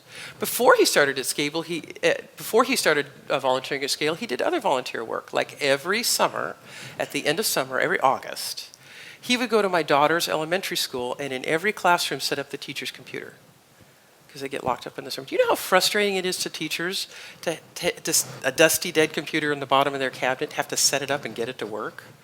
And it's got to, as soon as it comes up, it has to synchronize antivirus, signatures, and just all kinds of stuff that they don't understand. Little things could go wrong. He would do that for every teacher at my daughter's school, and he was a hero. Well, so he put that volunteer work on his resume. Nobody ever paid him to do anything. He put that volunteer work on his resume, and there was one, in the process of creating his master resume, he remembered one special moment that he had doing this work. One teacher was exceptionally flustered. She had one of those rooms that's always piled high with papers and art supplies and stuff. The kind of fun teacher that's great to have, but doesn't like computers. Actually kind of afraid of computers. She sets her computer up, and she's so grateful. And as he's walking out the door, he sees this stack of cardboard boxes kind of doing this, looking dangerous. And he says, well, hey, can I help you with these boxes? And she's really touched, and she says, well, it all has to go in these cabinets and these shelves, and I have all this stuff to do, and my computer wasn't working, and it's no problem. He stops for a few minutes on the way out the door, and he takes care of unloading all of her boxes for her. Little event, doesn't mean a lot, but and it wasn't in his master resume, but the fact that he wrote that master resume entry about that job, or about that task, reminded him of that. 17 years old, he's applying for his first real job with a first real big company. Nobody ever paid him a dime to do anything. He walks into the lobby, there's two other 20-something adults there. They're not even minors, they're full adults. Both of them have work experience, working for exactly the same kind of company, tire company. And his first thought when he walks in, I have no chance. No one's gonna hire a kid when they have these two guys sitting here. This is not gonna happen. He goes into the interview and they start talking. He had this targeted resume and he started talking about his experience. And he remembered the story about this teacher and how just offering to do this little thing for her just changed her probably it started her whole school year off a lot better. But it changed her whole feeling about her job that day, having somebody on the team like that. He shared that story that, let me tell you about, in the context of, I don't have any paid customer service experience. No one's ever given me a dime to sit behind a cash register and take money. But I did do this one thing for a teacher once. They hired him. They hired 2 out of the 3 people there. He was one of the 2. And he wasn't even 18 years old. He had a badge, benefits, he had medical insurance, he had training. He was, really, I was a consultant at the time. There were plenty of weeks he made more money than I did. Anyway, so that's my story. And I'm telling you, everybody has a story like that. But if you just jump forward to just writing a targeted resume and just blitzing everybody with that resume, you're going to miss that process of figuring out who you are, what your career arc is, what's going to make you happy in the long run, and what anecdotes you can share with a hiring manager that will resonate. Okay? So that's the end of the formal presentation that I have. I do have other content for other subjects, but we're going to hang out till about 1:30 on this. Are there any, so this is the first time that Brian and Matt have joined in on this. Thank you. Everybody say thank you, Brian and Matt. That really puts people on the spot, but I brag that no 2 group clinics are ever alike. No 2. And this isn't, usually the group clinics are kind of a different setting. So this is a little bit different even for a group clinic, but it really puts people on the spot. Don't you get spontaneous, honest answers out of people when they have no idea what I'm about to ask? Right? Isn't that great? Put him on the spot. He's the guy that's on the other side of the table when you want a job making a certain amount of money. Right? So who in the audience has a question for those 2? Go ahead.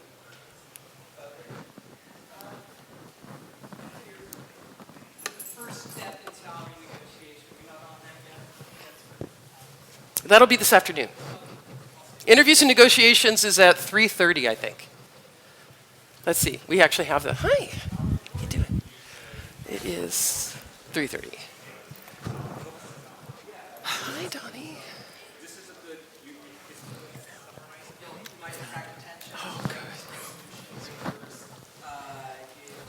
Oh, good.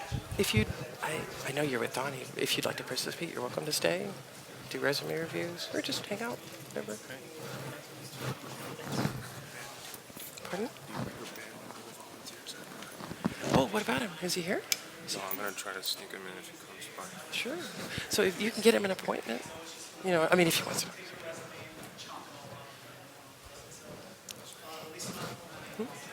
Thank you. And then at least for me, because I like to hire detail-oriented people, make sure your period is right after the letter. Make sure your formatting is all lined up correctly. You don't have the next bullet point indent, a little bit in and the other one a little bit out. Just keep it clean.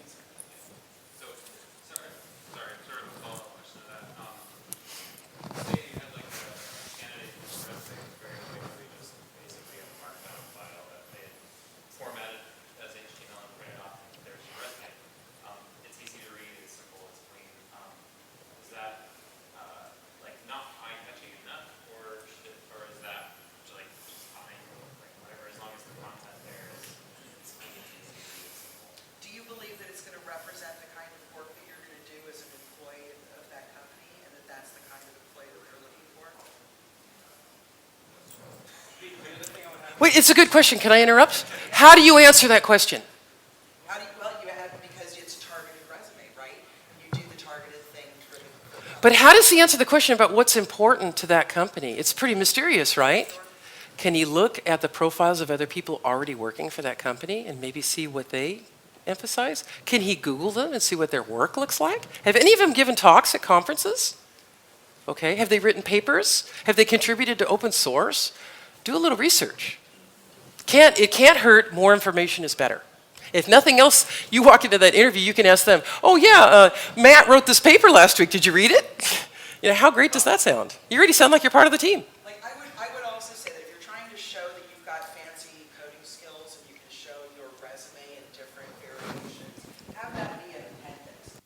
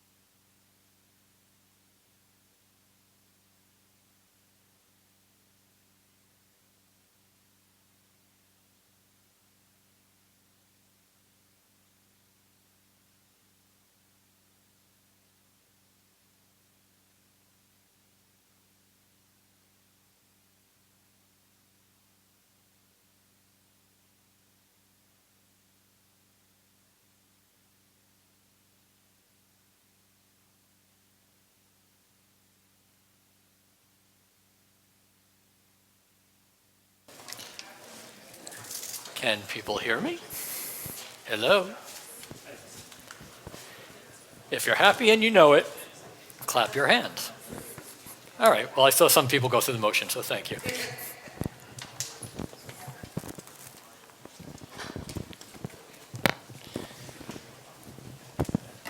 I'm ready when you are. Hi, everybody. The next speaker here needs no introduction. So I don't get one, apparently. So, funny story. I set Hasra up for failure there. She came and she said, "Would you like an introduction?" I said, "Oh, yes, please." And she goes, "What would you like me to say?" And I said, "It has always been my goal as a speaker to finally reach a point where they say, our next speaker needs no introduction." Dreams do come true. So, good afternoon. My name's John. I think we're doing okay on volume. Raise your hand or throw something if there is a volume problem. Thank you, everyone, for being here, for being brave enough to leave your home. All the news has us so frightened, right? And also thank you for not being at Costco or Smart & Final or any other bulk store, buying everything off their shelf, like whether you needed it or not. I was going to put it as a slide, but I decided not to. But I love movie references. Probably a lot of you do too. It's a thing in technology field, right? Men in Black, when the first movie, when Agent K says, "People are dumb, panicky, dangerous creatures, and you know it. And a person is smart, but man, when that person next to us panics, we all join in." So anyway, thank you for being here. Let's have some fun. So a little backstory on this presentation. I've spoken at SCaLE. How many SCaLE attendees from the past? Anybody? Okay. Next year, that's going to be different because all you're going to go to SCaLE in October in San Pedro. Great conference. And so I've in the past, I'm a cybersecurity person. There's a lot of cybersecurity DNA in this presentation. I have tried to open it up and be more IT generic at Lori's request. So Lori, and I spoke earlier this week, she said because of all the craziness going on, the regular speaker or the planned speaker had to cancel, and she asked me if I would do my presentation. I'm like, sure, I got that presentation ready. She's like, oh no, a different one. So that's why I was up in the speaker room a little bit ago, putting the final touches on here, and coincidentally, people at the next table, the one guy goes, oh, I could never work on a presentation 10 minutes before it's due. And I'm like, I've got 40 minutes, don't judge me. So, okay, so enough with that. So what are we gonna do here? In the spirit of open source, we're going to try to cover some ways that you can educate yourself, continuous education, or maybe if you're looking for a career change. And money's tight, I get it. And there's a lot of companies out there that are willing to charge you a lot of money for this training. So how do we do it either free or low cost and still be effective training, right? Because there's free stuff that's not good. That's not what we're looking for. So I'm trying to focus this both at people who are already in the field and they need to, let's face it, if you haven't read, if you don't keep current, you could be that one person who knows the old stuff in the back room that no one else wants to touch. And no one wants that job, right? So you need to keep current in this field. And if you're looking to branch out into this, well, how do I get there? What classes do I take? What certifications do I get? So just a list of the topics that we're going to go. I don't know if this is overwhelming, I'm sorry, but there's a lot of things I want to get across. But again, it's very stressful times, so I always like to start my day off with my serenity prayer. And it's just, Lord, grant me the serenity. I'm glad that you're all getting that, okay? So some Firefly fans in here, that's awesome. Or Shiny, thank you, Shiny. I actually had Jewel State sign a little action figure because I do not own a doll. I just own action figures. And she signed it, everything shiny, and that is proudly on display in my office. So great, you got that one. All right, so you don't care all that much, but a little stuff to talk about. The picture I did with Slimer, because I wanted to be in a picture with someone who had worse teeth than I did. So I'm old, I've been doing stuff for years. I did want to bring up the point that I've transitioned from different careers. I was a software developer, system administrator, system integrator, then I became a security guy. The Navy helped me do a lot of that transition. Any current reservists or any veterans in the room? Really, no veterans? Okay, well, anybody know a veteran? Okay, yeah. So there's a slide on veterans. You'll show this to them, and I will feel that it wasn't totally wasted. There's a picture with me, my close personal friend, Bill Shatner. You have about 2 seconds next to him, and they just like eject you out and get the next person in there. That is actually my profile picture at work, and so people, like when I'm chatting with him, are like, "Is that your dad in your picture?" I'm like, "Oh, I wish." And another point I want to make, besides the fact I clearly have a certification addiction, is that I am continuously educating myself. Again, we've got to do this in the industry. I am currently in graduate school at Sands Technology Institute. So plan is, for those who care, I'm currently a part-time teacher at Long Beach City College. In a couple of years, I hope to go full-time. And quite honestly, the free degree that I'm getting my current employer to pay for me will help me in that job. So anyway, enough about me. Let's talk about me. First thing is always be willing to invest in yourself. I think most people get it, but you should just openly acknowledge, I've got to put some time into me. And maybe you're busy taking care of someone else or just trying to fight the daily survival of work and everything. You've got to work on things yourself. And obviously through time, sometimes it's going to have to be money. It's going to be through networking, both online and in real life. You've got to go out and meet people. But you're all doing that, so I'm preaching to the choir. I debated whether to keep this quote up there. A teacher of mine said this in college. And a person who I do not know in the speaker room, I said, I don't know, I think I should take this out. He's like, oh, I'd keep it. And I'm like, well, on a scale of 1 to 10, how morbid are you? He's like, oh, 10. So I don't know. So if you're offended by this, I apologize.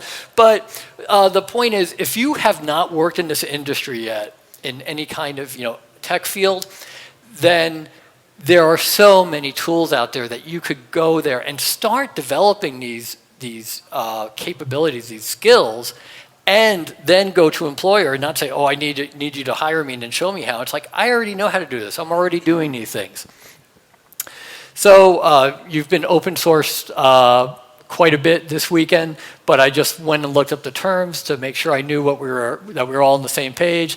And they talk about, sorry, this is like intimidating to me how it's, okay, I'll try to leave it alone and not blow you away. Still got sound back there?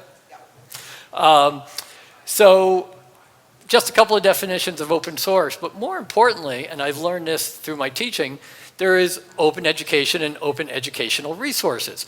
I could tell you that Long Beach City College is a big push to get to zero-cost textbooks. And for those of you who've been to college, you know it's crazy how much textbooks. I have a daughter in college in nursing school, and those textbooks are hundreds of dollars. And I understand the right of the person who wrote the book to make some money. I mean, I don't begrudge them that. But when you look at a book that you get to use one semester and then to pay hundreds of dollars for that. So as I said, Long Beach City College, I'm sure other schools are making a very concerted effort to bring the cost of education down, especially through zero cost. Also, some of the publishers in the tech field, such as Jones Bartlett, they allow us to tailor books, basically create a digital version of the book, say what chapters we want, even mix in chapters from different books, and then get it at a lower cost than what a hard copy of the book will go. So there are efforts out there to make things a little lower cost, but as I said, we all know textbooks are crazy.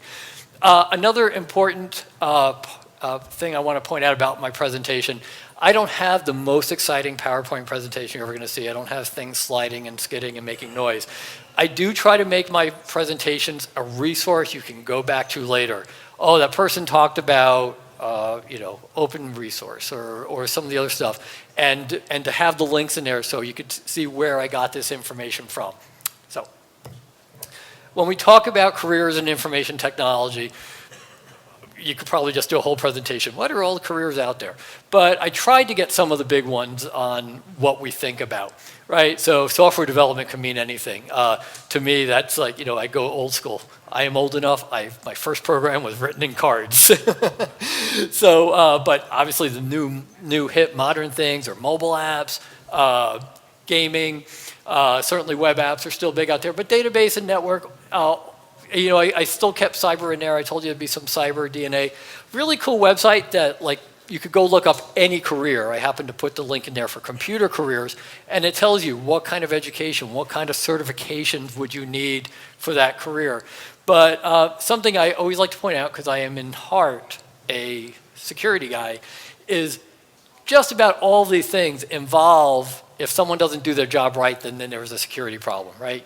If you're doing a mobile app that's going to take someone's credit card and you don't secure it, you're not doing HTTPS, all those things.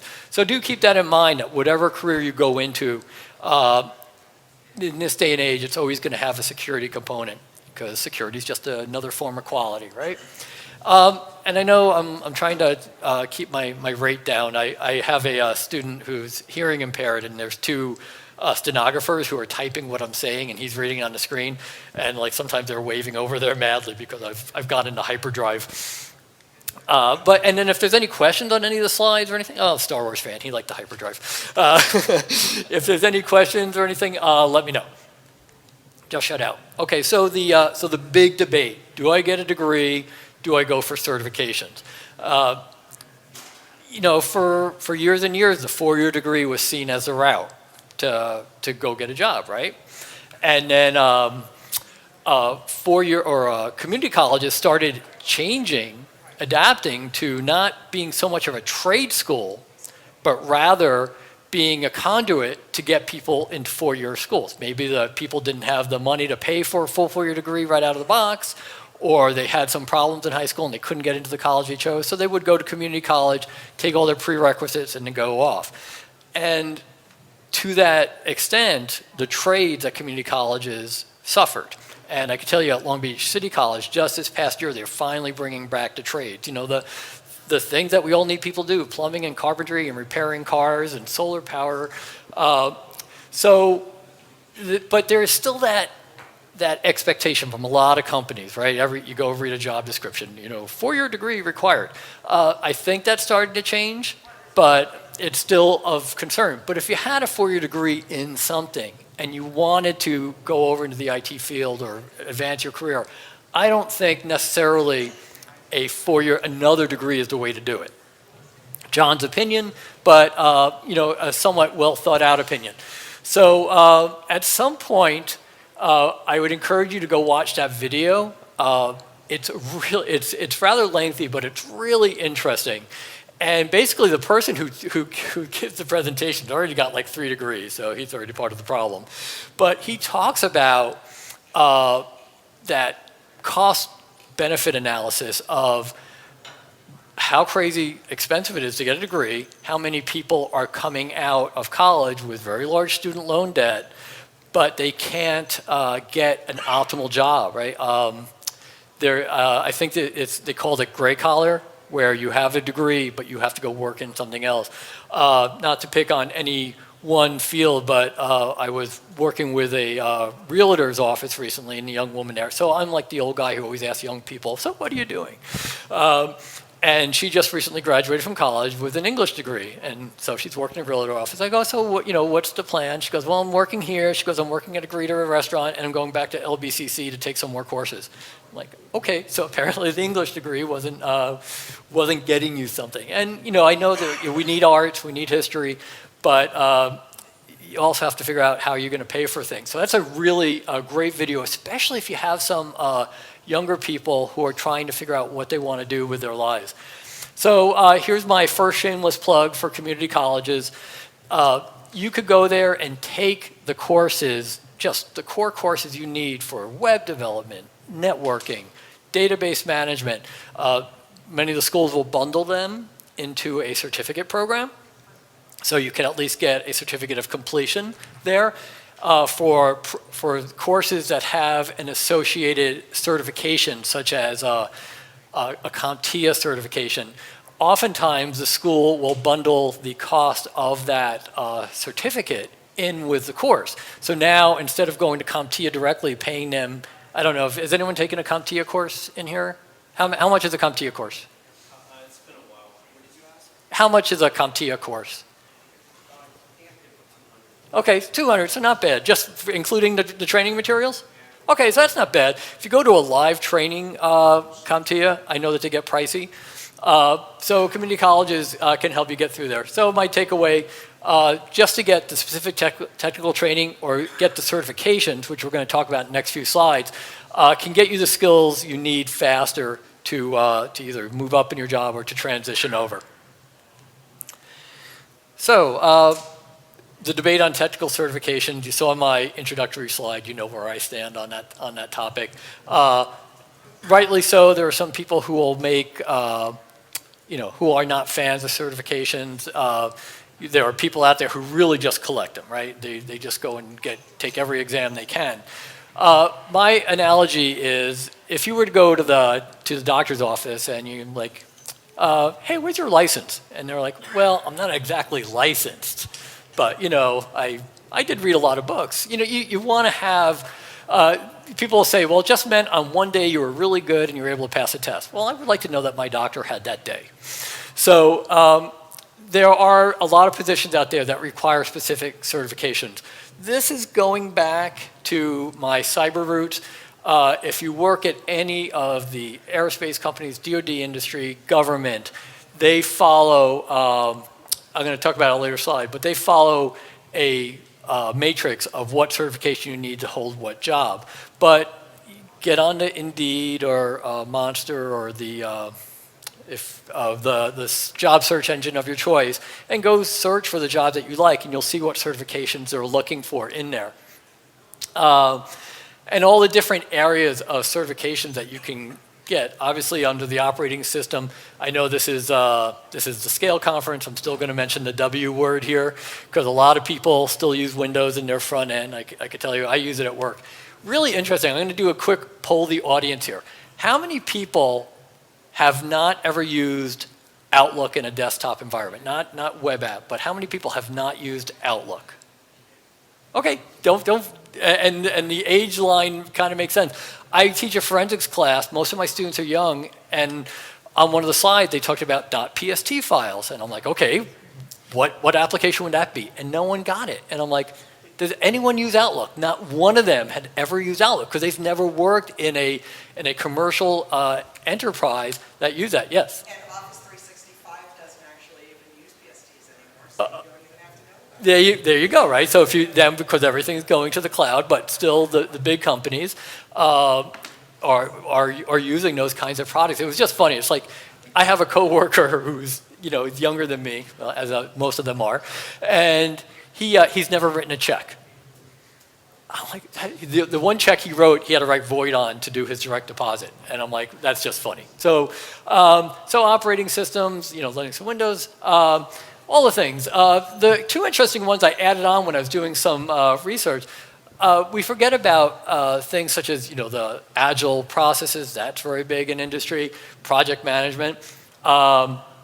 So if you have skills in those areas or aptitude, those are other ways to get into the IT industry. And again, here's a link that discusses some of the certifications that are out there. I alluded to this a minute ago. I know that's a bit of an eye chart. I do provide the link into there. And I'll make the Hollywood Squares reference. The top right corner is Charles Nelson Riley. Like that's the, there's a definite line of where people know what I'm talking about there. So like the bottom left for like more entry-level positions, and as you move up, they require increased certifications. Again, I know that chart's hard to read, but I do provide the link in there. And this, again, is more cyber-related. But again, if you were to think about working for any of the larger companies that are doing government work, this would be applicable. Now, interesting fact here, there is something called, name just flew out of my head, DFARS. It came back. Has anyone ever heard the term DFARS? Okay, so Defense Federal Acquisition Regulation, basically any company that's dealing with the government, with the DoD, has to follow certain regulations. And it's not just computer regulations, it's a whole list of financial and cost accounting and things like that. But there is a section on computer security. And the DoD is trying to, they've had the big companies become DFARS compliant. They're trying to push their smaller suppliers to now become DFORS compliant. Because when you think about the risk to a network, well, if I can't get into the big company, maybe I could get into their little suppliers and work my way up there. We could go talk about the target hack, right? Excuse me, the target hack, where the bad guys got into Target through their heating, ventilation, and air conditioning subcontractor. So they're trying to push this to the smaller companies, and they're actually, my boss at LBCC went to a conference where they are using grant money to have college students go to these little companies and help them with their DFORS compliant. At the lowest level, it's as simple as patches and antivirus software. I mean, very mundane stuff. But if you're a 2 and 3 person company, you don't have the resource and you don't have the knowledge. So it's really interesting that that's going to be another upcoming opportunity. And if you had maybe a Security Plus as a base certification, that would be something you could help out with. All right, so more about certifications. I know one person here took CompTIA. How many people have a CompTIA certification of some sort? All right, so a few of you. I just kind of listed them. I had to de-cyber this, de-security it, and make it more generic. 2 good articles that talk about CompTIA certifications. But again, they're not just about security. They're about all the development, about all the networking in the cloud. And I put another shameless plug, and I alluded to this earlier, that these certifications often can be obtained through community college. You know, if you got the book Smarts, maybe you could just go buy, the study guide and go do it on your own. But if you're the kind of person that needs to have some, formal training on there, I still, obviously a big endorser of community colleges. I'm going to talk about some of the more expensive certifications, even though this is supposed to be like the low cost and free. ISC Squared, they are the people who own the CISSP. And I just realized I have a typo there. The paren's supposed to be one over to the left. Been doing this for years. But the one that I did want to call out was the CSSLP, which is the Secure Lifecycle Professional. I'm starting to see increased demand for that in job ads. And basically, if you're doing any kind of web application, I know I gave this in my homily at the beginning, but if you're doing any kind of web application, or I'm sorry, software application, there's a secure component of it, right? And people don't always get that. When you go time, cost, and schedule, one of them is something's got to give. So if you're already working in the industry and you have an interest in changing, CSLP and the secure side of software development to me is very fascinating, because this gets into things like doing both static and dynamic code analysis to look for vulnerabilities. Has anyone ever been a software tester? No? Oh, wait, I got one hand. Raise your hand proudly. I didn't say, has anyone ever been a software? No, be proud. So software testing usually validates that the product does what it's supposed to do, right? I entered a name and I hit enter, and it, entered the name into the database. Simple, just follow the requirements and make sure it does what it's supposed to. What's fun about cybersecurity testing is you make sure the products don't do things they're not supposed to do, right? So basically go out and break something, right? It says enter a 4-character name. I'm going to enter a 10-character name. What are you going to do? So again, going back to my roots, that's a consideration. Now, the most egregious example of I don't belong in a low cost and free discussion is SANS, right? Because SANS is a very expensive training product. But the reason why I bring it up is for a couple of reasons. One is there's 2 free resources you can get here. The top 20 list is considered by companies like, the low-hanging fruit of what things we should fix on our networks first before we worry about anything else. But also, they've got a news feed, and they've got free training materials that you can access through their portal account. But the reason why I want to mention SANS, so show of hands, how many people have heard of SANS? All right, good many of you. So they have what are considered to be some of the best training programs in the industry. And quite honestly, I agree with that. I've taught once for them. I have taken their courses. They really do put out a quality product, but again, it's expensive, which is why I want to show you there are ways to get it for free. See, there was a hook there. The link is at the bottom. At some point, I encourage you to go look at that. The various ones they have are vet success. I know I already asked, and there were no vets in the room, but if you know someone who's maybe in the military, going to transition out in the next year or so, please tell them about that.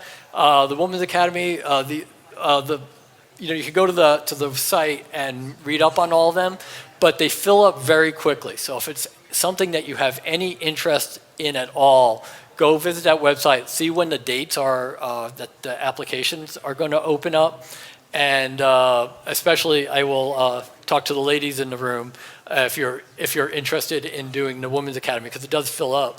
But a little success story, when I first started teaching, I was at another conference, I think it was ISSA. Woman from SANS was there, and she was talking about the SANS Women's Academy. I think the deadline was like that day. And I went over to the corner and I texted like all my students. I didn't even try to figure out men and women. I was like, okay, this is for the women and the women students.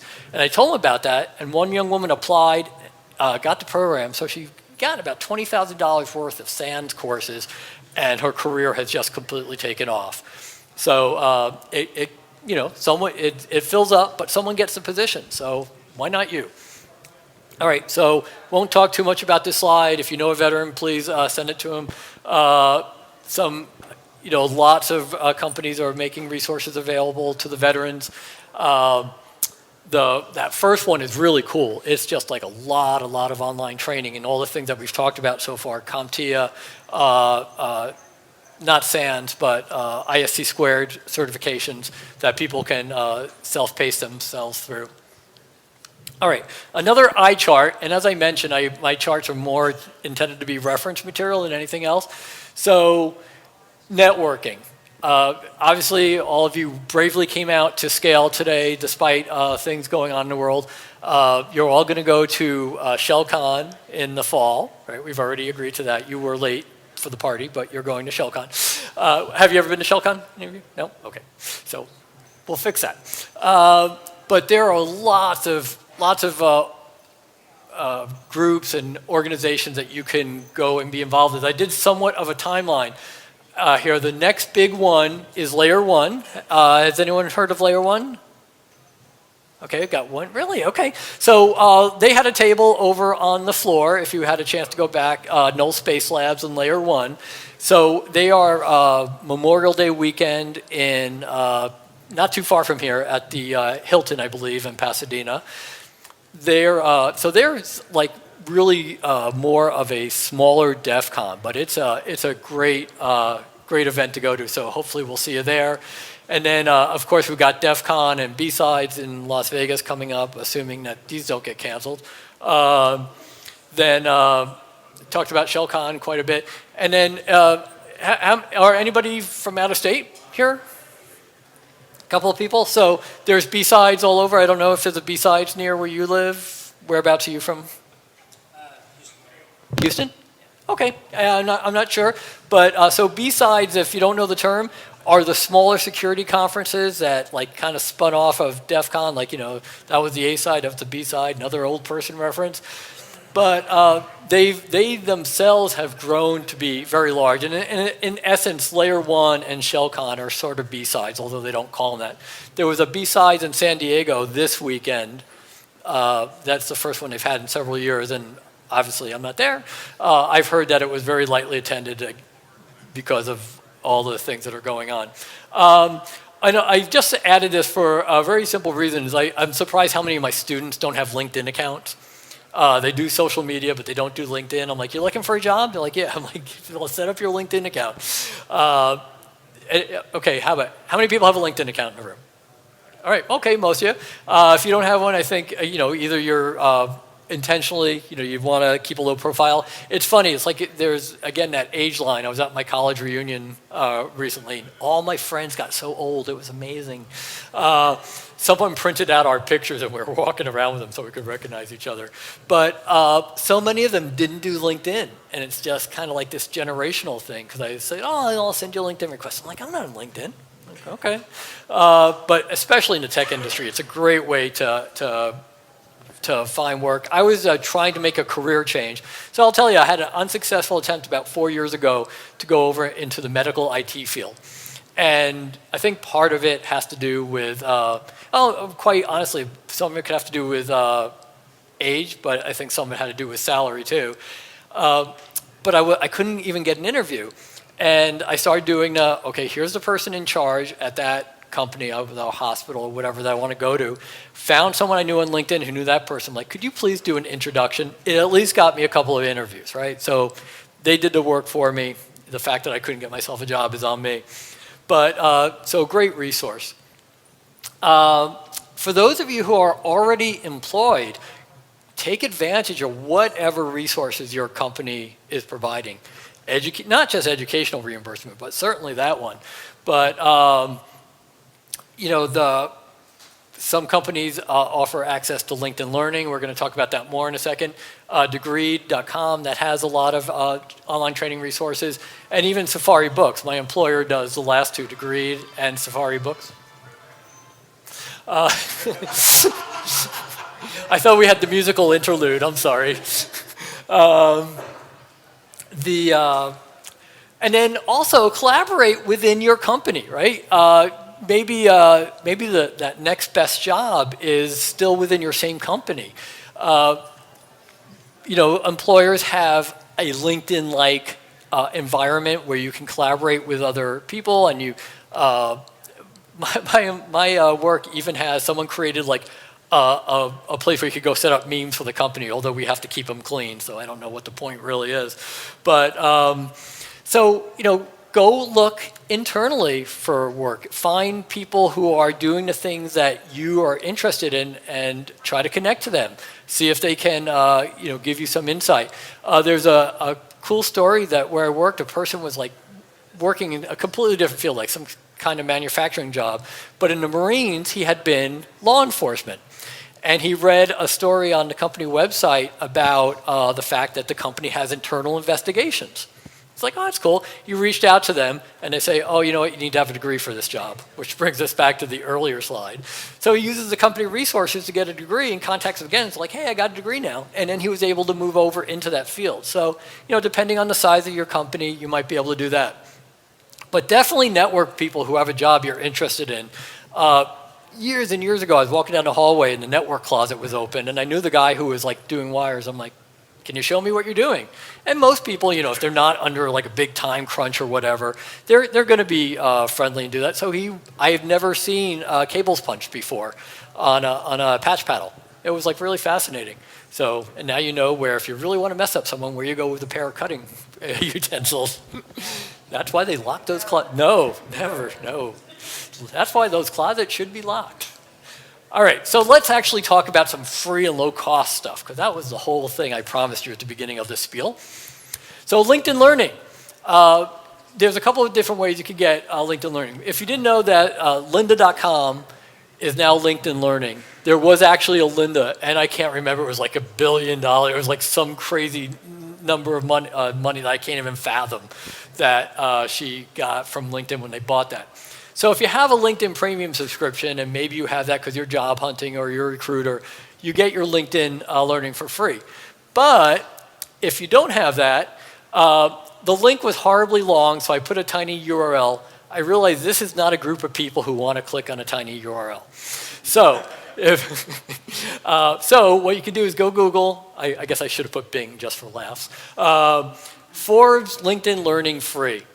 And it will get you to that same article. And basically, the gist of it is a lot of public libraries have subscriptions. And you can go through the library and get your LinkedIn Learning account. I am all about doing things low cost and free. Also, did I mention community colleges yet? Yes. Okay, cool.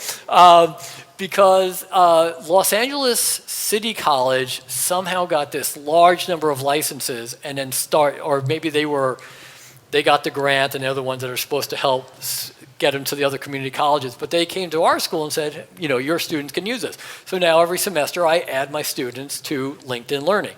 Although I've got the one the challenge with teaching a cybersecurity class is you have a bunch of paranoid personalities in the class. And the guy's like, goes, I'm not signing up for LinkedIn because I don't want them having all my information. I'm like, well, you know, you can control what you put up there. So that's a great way to get it for free. Cybraries, anyone ever use the Cybrary resources? They're pretty good. They've got a pay portal. Eventually they'll get to a level where, well, okay, here's another course you might be interested in. But there are free courses. I just wanted to mention Splunk Pledge because although that was on the veterans slide earlier, it also has other groups. So you could go in there and see if that's something that would apply to you. I guess I should ask, how many people know what Splunk is? Oh, good number of you. Excellent. For those who didn't raise your hand, Splunk is a very weirdly named product that aggregates all machine data on a network. It doesn't matter who put it on the wire. Splunk just puts it into one big blob and allows you to search it quickly and to monitor for events. The story is supposedly the guy was trying to spell spelunk, as in like caving, and they misspelt it when they went and filed for the name. That's the story I heard anyway. It's a good story. Don't let the truth get in the way of a good story. One more reference on public libraries. We talked about you could get LinkedIn Learning from them. Another thing is they have a lot of ebooks, especially in technology. So teaching in community colleges. So I used to joke with a friend years ago that a Democrat is a Republican who hadn't been mugged yet. Right? So that was like a little political battle. But I'm telling you, teaching at a community college is making me liberal. I will be completely honest with that. Because I have students who come from such challenging financial backgrounds and societal backgrounds that things we take for granted. I have a student, like, I couldn't do my homework this last week. We had to turn off the wireless at the house, right? And it's like, and it could be an excuse, but I believe the student, right? Because he wasn't, he was really embarrassed about having to tell me that. So anything I could do for my students to help them get stuff at low cost, I'm good with. Up until this semester, they were able to get the previous edition of the textbook over, what was it called? Books 24/7. And then apparently Long Beach City Public Library didn't renew their contract because we couldn't access the book. And I contacted someone at the library and they're like, I don't know, but everyone's asking me that question. So there's probably someone who saw the contract and didn't know what it was, didn't renew it, typical bureaucracy. But anyway, public libraries still can, if you're in a city that's got more money than Long Beach, you might be able to get those for, maybe you want to look at the book before you decide, do I want to invest it? I'm kind of a book addict. I suspect I've got some fellow addicts in the room on that. But anyway. And I also talk about another way to get low-cost books in a minute. Oh, actually, I'm going to talk about it now. Has anyone ever done Humble Bundle?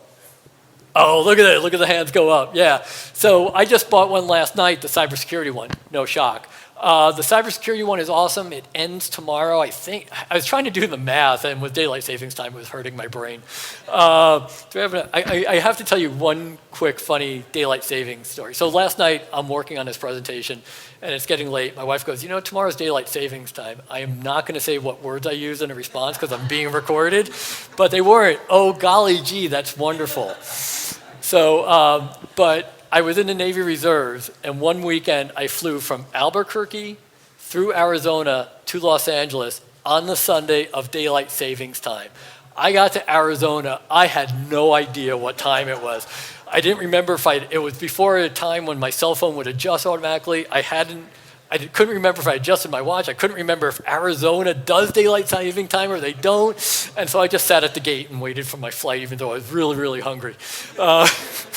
So yeah, so your speaker cannot figure out what time it is.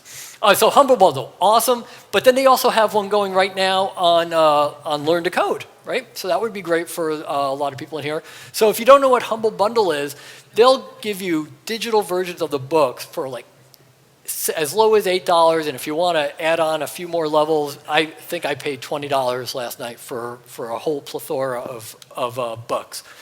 Any Whovians? Any Doctor Who fans? Oh, a couple, yay. Really, not so much? Maybe Matt Smith? So they have a Dr. Smith bundle. That's why Dr. Smith. Now I'm going to Lost in Space. Doctor Who bundle going there. So I just thought I'd mention that. So a Humble Bundle, great place to get some books. Webinars.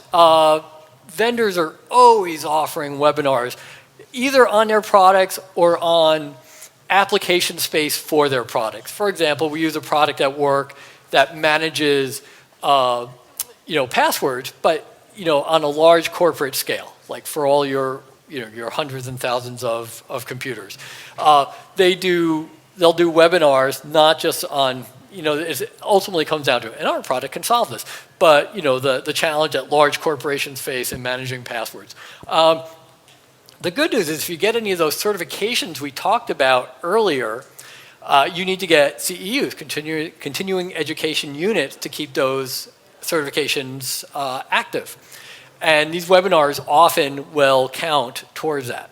So definitely a low-cost way. And if you don't like getting spam, create a separate email address that you register for those things, because they will start hitting you up, just like anyone who's scanned your badge in the floor, right? You know that they're going to be hitting you up with that. Khan Academy, I bet you just about everyone in here has done Khan Academy at some point.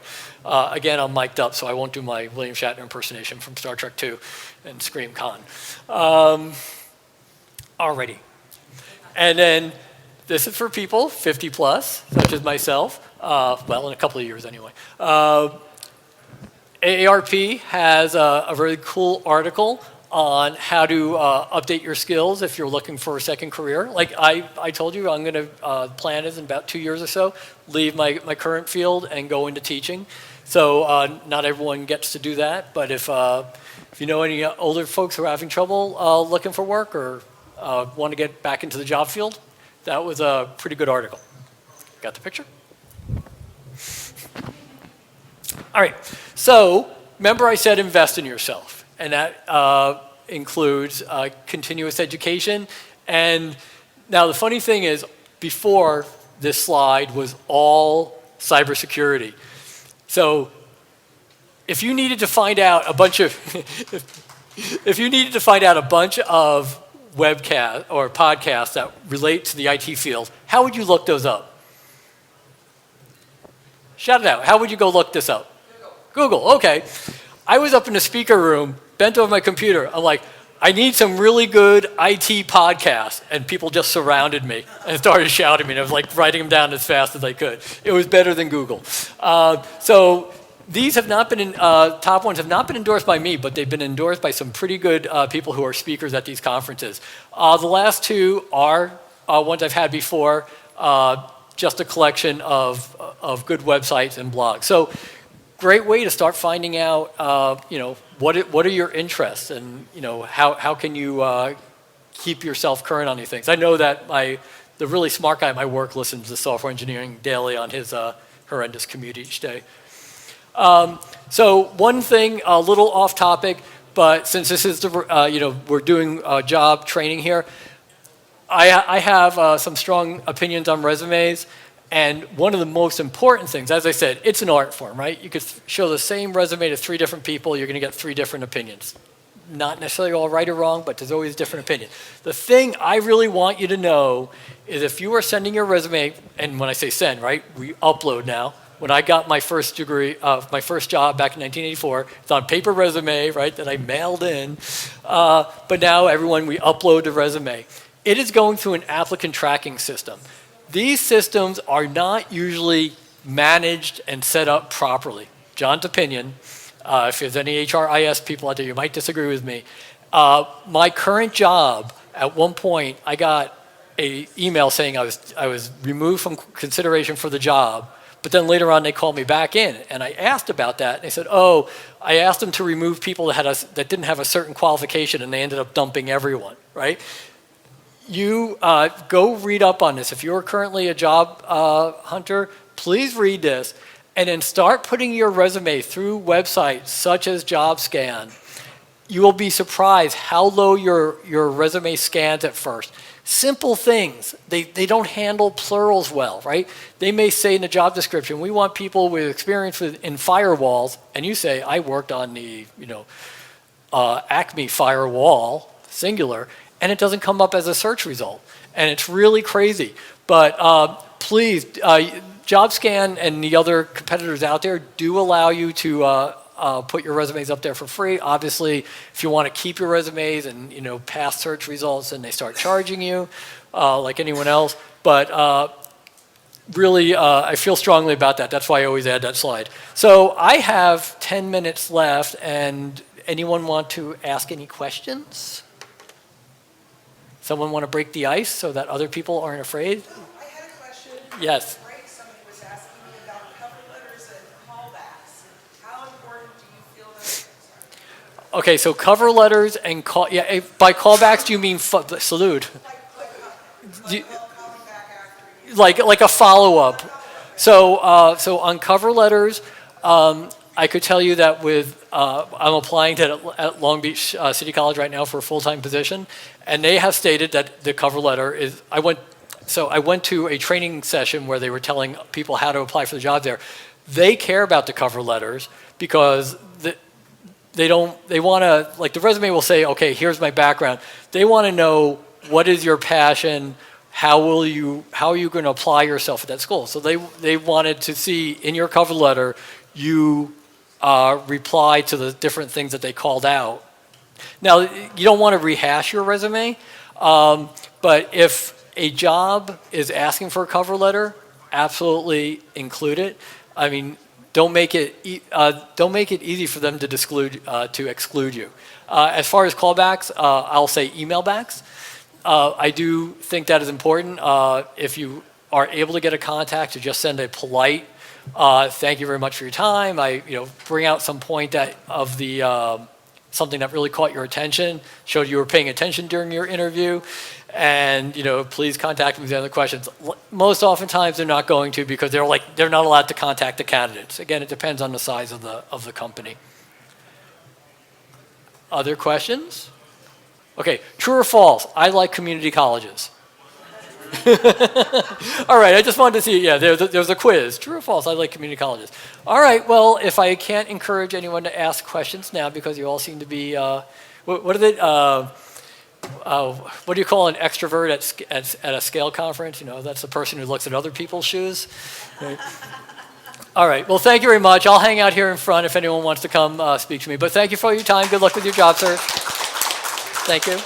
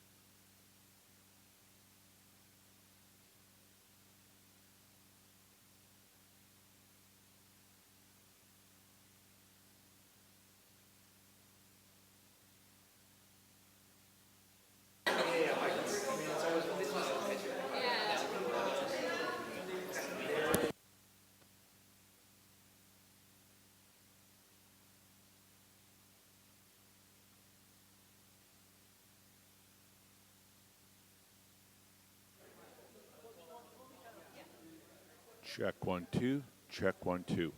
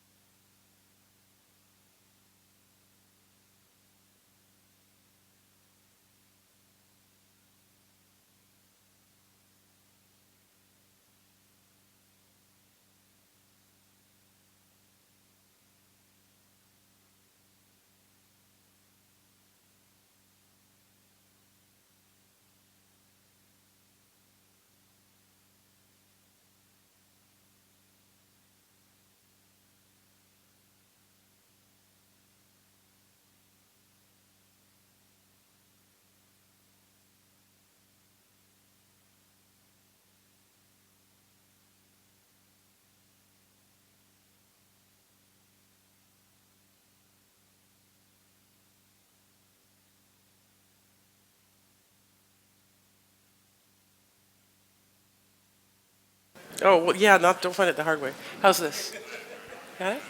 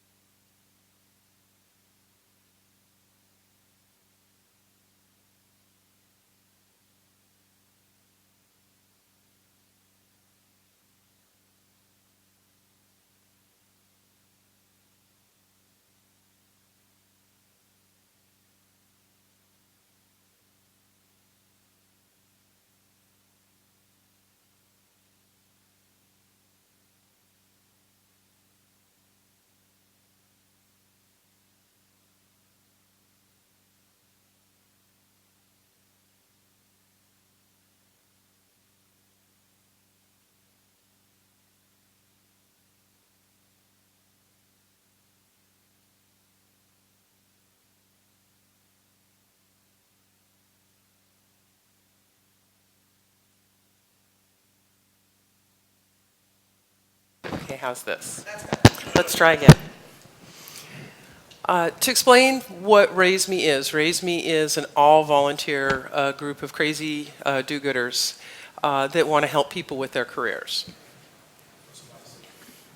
And we book about one event a month at different technical conferences and events and meetups to reach out to people. And we cover subjects ranging from resume development, career development, interviews and negotiations, moving into contractor roles. And today, this is their first time we've done an open source career day at SCaLE.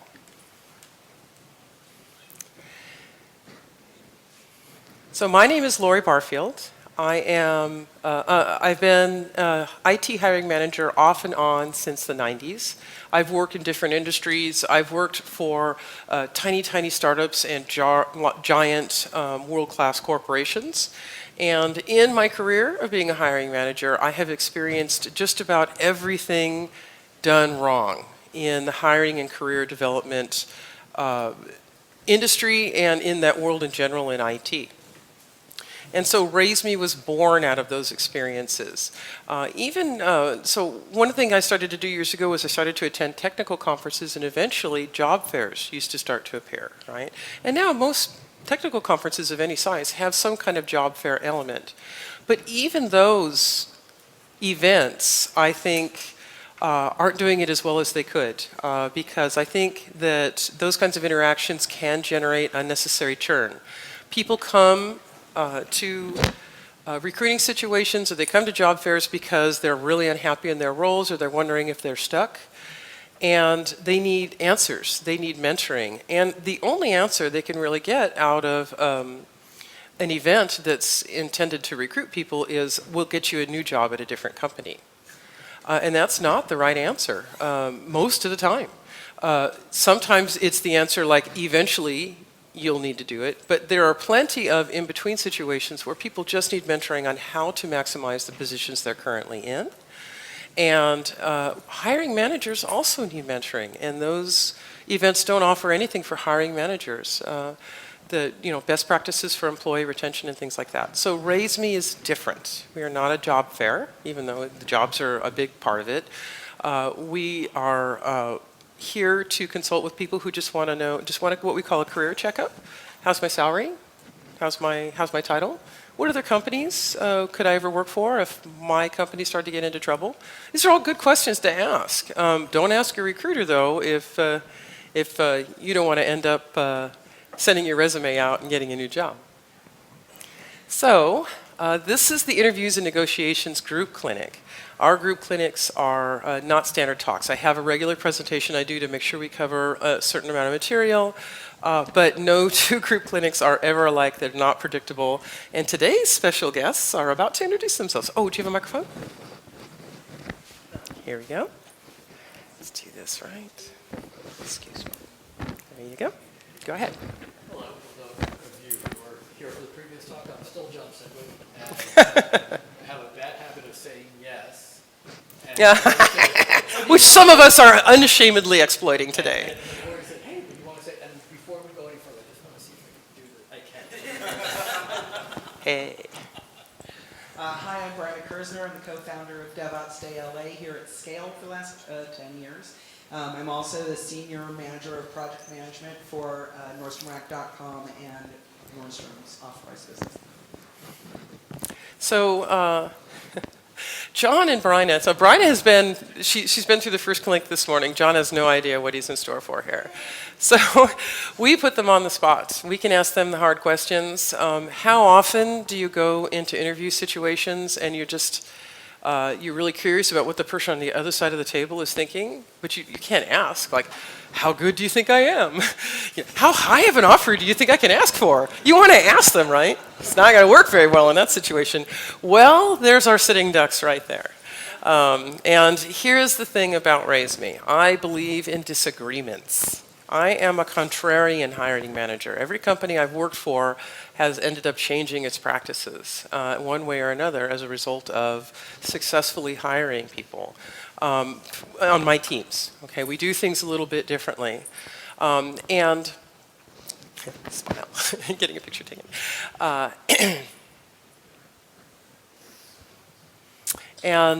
Okay, so, and I believe disagreeing is important because you're in a situation where you're receiving mentoring. Everybody is fully individual. Not only, there's no good advice that applies to everybody in a room. You're lucky if it applies to even half the people in the room. It could be the greatest advice in the world. And the other thing is every situation is different. Every job is different. Every hiring manager is different. Every person's role that they might take with a particular position would be different. So there is no right and wrong. What you need to do in developing your career path is talk to as many people as possible who you believe will have good advice. They're going to disagree, and this is good for you. Hearing contrasting opinions will eventually help you arrive at what your own answer is, because things will start to resonate for you. So you'll find that 3 of us today will not be giving answers that agree with each other, because it's not helpful for you to hear the same thing 3 times. Interviews and negotiations. Oops. So, about us, this workshop. So, what this workshop is perspectives from both sides of the table.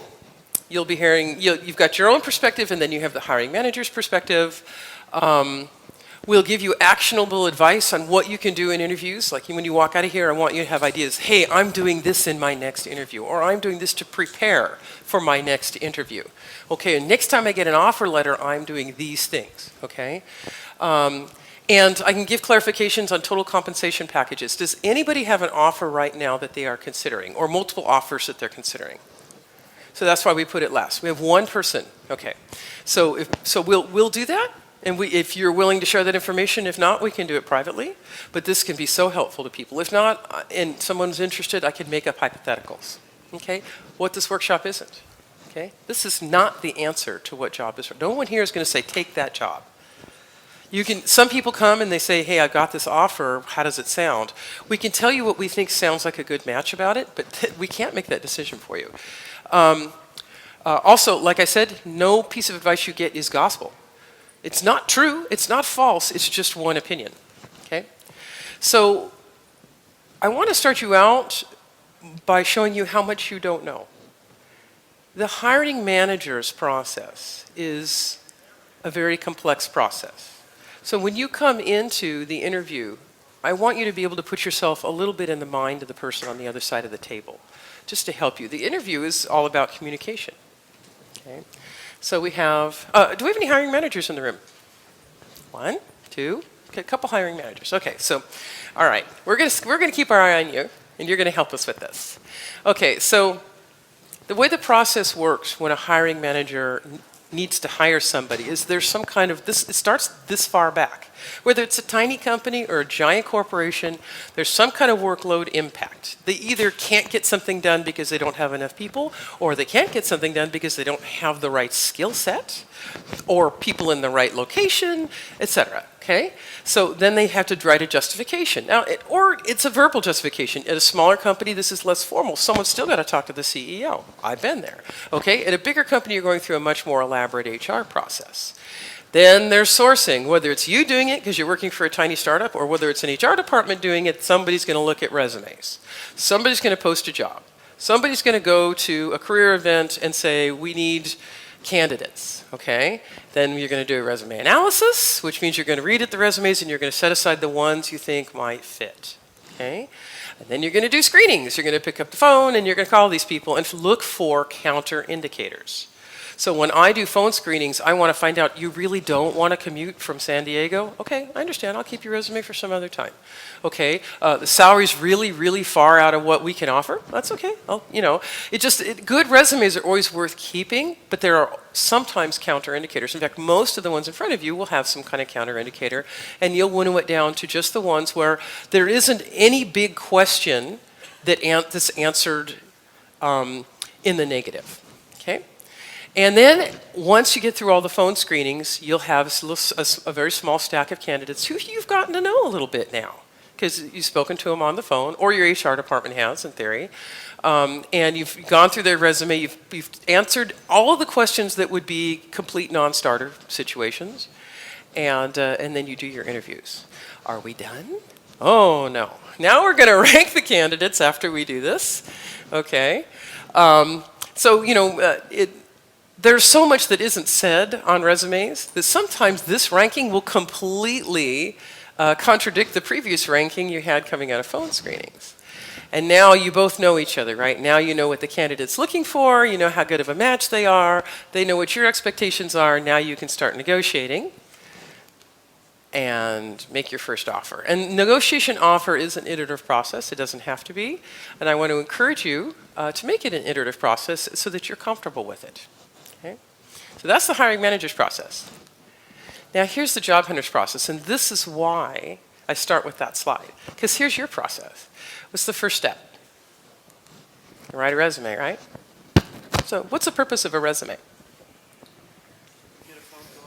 Get a phone call. Pardon?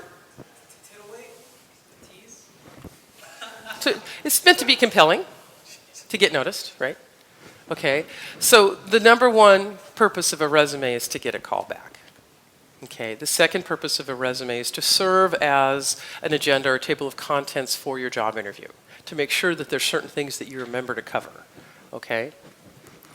This is an important point because a lot of people write a resume they're really proud of, that's really accurate, this great book report that looks beautiful.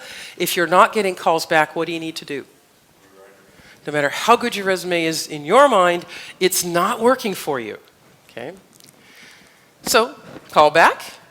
Phone screening works, you get an interview. Purpose of the interview is to enter into a very well understood negotiation. Okay, that means you know what they're looking for because you've asked all the questions you need to ask. They know what you need, okay? And you can both determine how good of a match it is, okay? And you've talked dollars, but salary is only one kind of compensation. And then there can be an offer or multiple offers, okay? When there's multiple negotiating offer process, you're converging on a set of circumstances, not just a salary, a set of circumstances. Okay, so that's our introduction. Now this is just about interviews. And I put this up here, and this makes every so we have one hiring manager that is not quite so tickled, but every hiring manager, when I do the clinic for just managers, they laugh. Because this is exactly how we feel about writing job descriptions and doing interview after interview. Nobody enjoys this. You know, it's something you have to do as a leader. You have to do team building. We would all rather be getting work done. So we tend to come to this process a little bit grouchy, and we take it a little perfunctory. And you will notice this. Has anybody ever read a job posting that looked so boring your eyes crossed? Or 6 of them from the same company that sounded exactly the same, but somebody just changed one word or something? Okay, so what you're seeing is people that don't love the process. And they're not doing an excellent job. It makes it hard for you to know what they're asking for. So, Ms. Bryna, can you talk to me a little bit about how you feel about interviews? How I feel about interviews? Mm-hmm. And when you need to interview somebody, how would you go about preparing for it? You mean the way that most people I see prepare for interviews as hiring managers? Okay, so on my calendar, my incredibly packed calendar, is 3 interviews. You got 30-minute interviews, 3 of them peppered through my day. If I'm lucky, I took the time to read through the resumes before I actually walked in the room. I've also been walking down the hall reading the resume for the very first time. I'm also printing off copies of the paper resume I have in my hand because I don't even have time to reach into Workday and find the resume and reprint it for the other people who need to be in the same interview with me and are going to interview these people, or who are going to be the interviewees for the rest of the day. Maybe the recruiter, the one recruiter wasn't out sick and I actually got emailed the agenda of who was going to meet with this person. Or even better, I might even know what area I'm supposed to be interviewing, area of interest I'm supposed to be interviewing the first person for. So if there's like 5 people that are going to interview them, I might actually know which section I have. And then I have to walk in, I have to put on my very best smile, because I believe that if you get dressed and you show up at an interview, you deserve my time. You deserve me to be present. You deserve me to forget about all of the other meetings that I was in and all of the other work that's waiting on my desk and all of the other people who are waiting to talk to me. Yeah, and I try to get it my best. Thank you. So did she miss anything big there, John? Well, an important disclaimer is I'm not a hiring manager. Understood. And I work for a large company that has lots of lawyers, and the interview process is so structured that we're literally given a packet that includes a resume, so we don't have to walk down the hallway, try to find a printer and get it. But we were given a packet with it, and we were given a list of what questions we can ask. We can't go free form. Yeah. There's a lot of illegal questions they have to avoid. Well, first to keep people from asking legal questions. Hey, how old are you? Yeah. Tell me about your kids. Yeah. Oh, yes. All the stupid things that Yep. people do during interviews. Yep. Right? So I always say in my class, my syllabus is a list of everything a student has done, and now I had to make a list to tell you not to do that. And the resume process where I work is similar to that. So I, as an interviewer, don't have a lot of flexibility in what I can do because I want to make sure every candidate is asked the same question and it's pulled and it's basically evaluated evenly. So some good things coming out of that, but it does take away some spontaneity, your ability to drill down and follow stuff. But since I have a microphone, quite literally, I will say that when I've done interviews, I have seen the most basic mistakes made. I have seen people show up late. I have seen people have typos on their resume. You know, Word has a spell check feature, and it's just a killer. And I was biased for this person because they were in the Navy, and they were coming out. And I wanted to help them, and I'm like, you're not really helping me help you. So I think that's something to take into consideration. That when you go to a large, one of the big name companies, another important point is our interviews are panels, which I hated as a candidate. Yeah, but they're very useful from a manager's perspective. Rather Yes. than have them walking around from person to person. Well, and Right. you don't want to ask the same answer the same questions over and over and over Yeah. again, right? If you get 5 people in a room on a panel, you can answer the question one time instead of answering the question every single interview. Yeah, but it does raise the pressure. You won't necessarily get the best out of a candidate that way. You don't feel like you have time to take a breath because as soon as you're done with one, another person. So here we go. Shall I disagree with them? Sounds like two really thorough answers, right? And they're right. I mean, I've seen those situations. I've worked in those situations. Not quite as bad as John's, but I've worked in those situations. So let's disagree with them. What can we do to prepare for a job? This is my slide that I give in my manager class. Oh, look at all these places that we can look to see what the candidates are reading about us and what their questions might be. So you as candidates, you should know this is what I'm telling managers to look at. Glassdoor, Kununu, Facebook, LinkedIn, Pesa, Indeed, Blind, Hire. All these features all these sources are out there. They're all free. And especially LinkedIn, it's great to plunder there. There's just so much good information out there. You can actually find the person, if you're clever enough, find the person you're replacing at a company by looking for the right LinkedIn profile. There can be great insight to what certifications everybody has on the team and what colleges they tend to come out of. Things you don't know, but you can find out before you go into the interview. So, these slides will be available. Everybody always wants to take pictures of this one. Anyway, and what engineering managers value. So here we're putting you in the mind of the engineering manager again. What are they looking for? Okay. Go ahead. I have two questions. One, in interviews, what is the etiquette about? Sorry. Actually, we're going to run out of time if we walk back and forth. So the folks out there in internet land just don't get to hear it as well. Sorry. Go ahead. What is the etiquette about if you were being interviewed, what is the etiquette about bringing your laptop out? So yeah, that's probably a good question. So the answer is going to be yes. What's the question? Whether or not you can have a laptop open during an interview.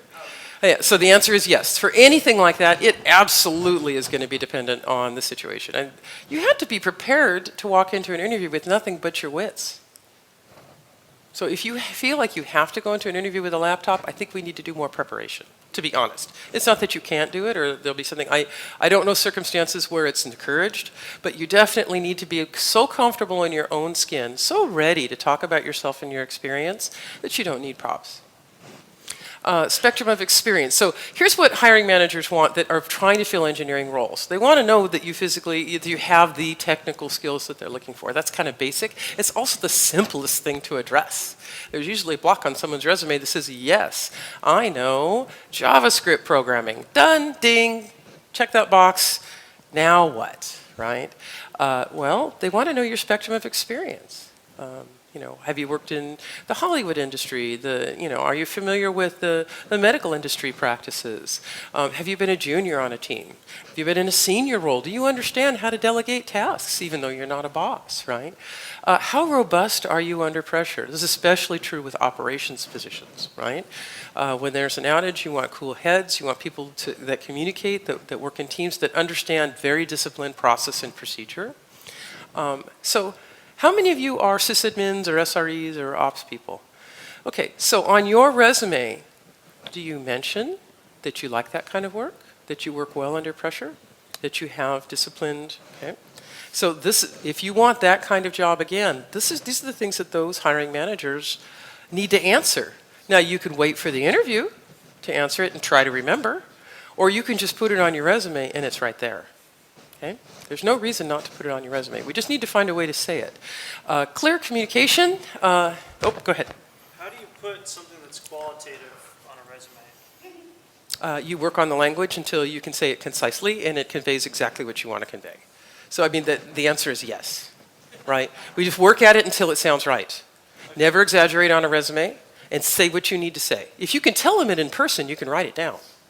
Okay? We just have to work at it. Sometimes you need a little bit of help from a mentor, or you see an example resume, you go, oh, I like the way they said that.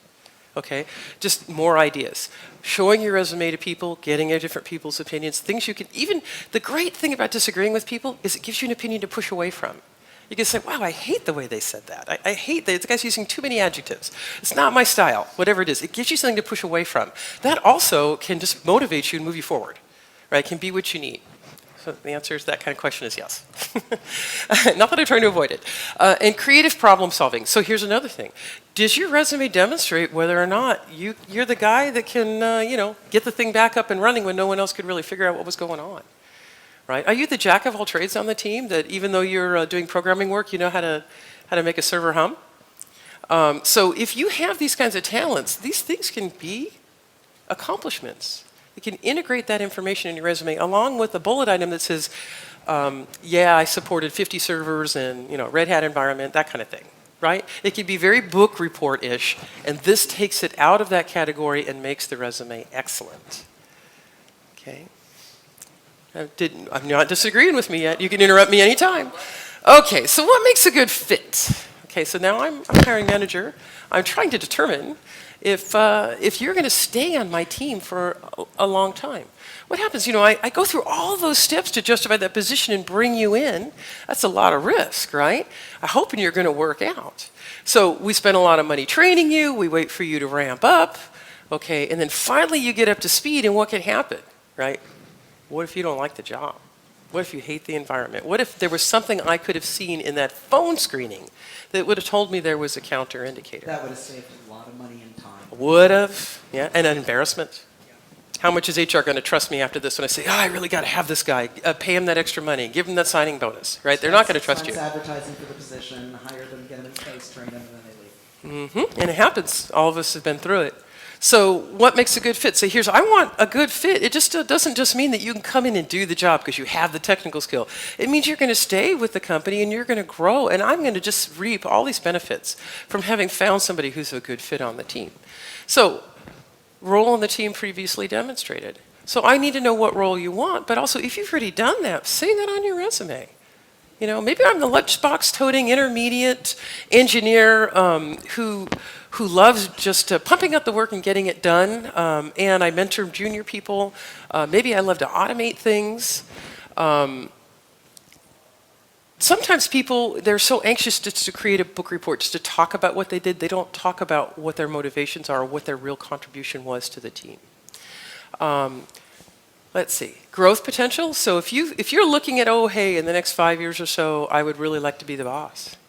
I don't, for some people, the technical path they go through, they like to go right up to, senior MTS, senior staff environment, principal engineer, and they stay on the single contributor role. Path. And other people, they want to become bosses. They're kind of tired of doing all the work themselves, and so they realize that they can scale up by handing off tasks to other people, and so they immediately try to carve things off and have junior people do stuff. So there's two different ways that people like to work. And so if you're the secondary kind of person where you like to scale up by creating teams that are responsible to you, then growth potential is very important that way. Qualifications.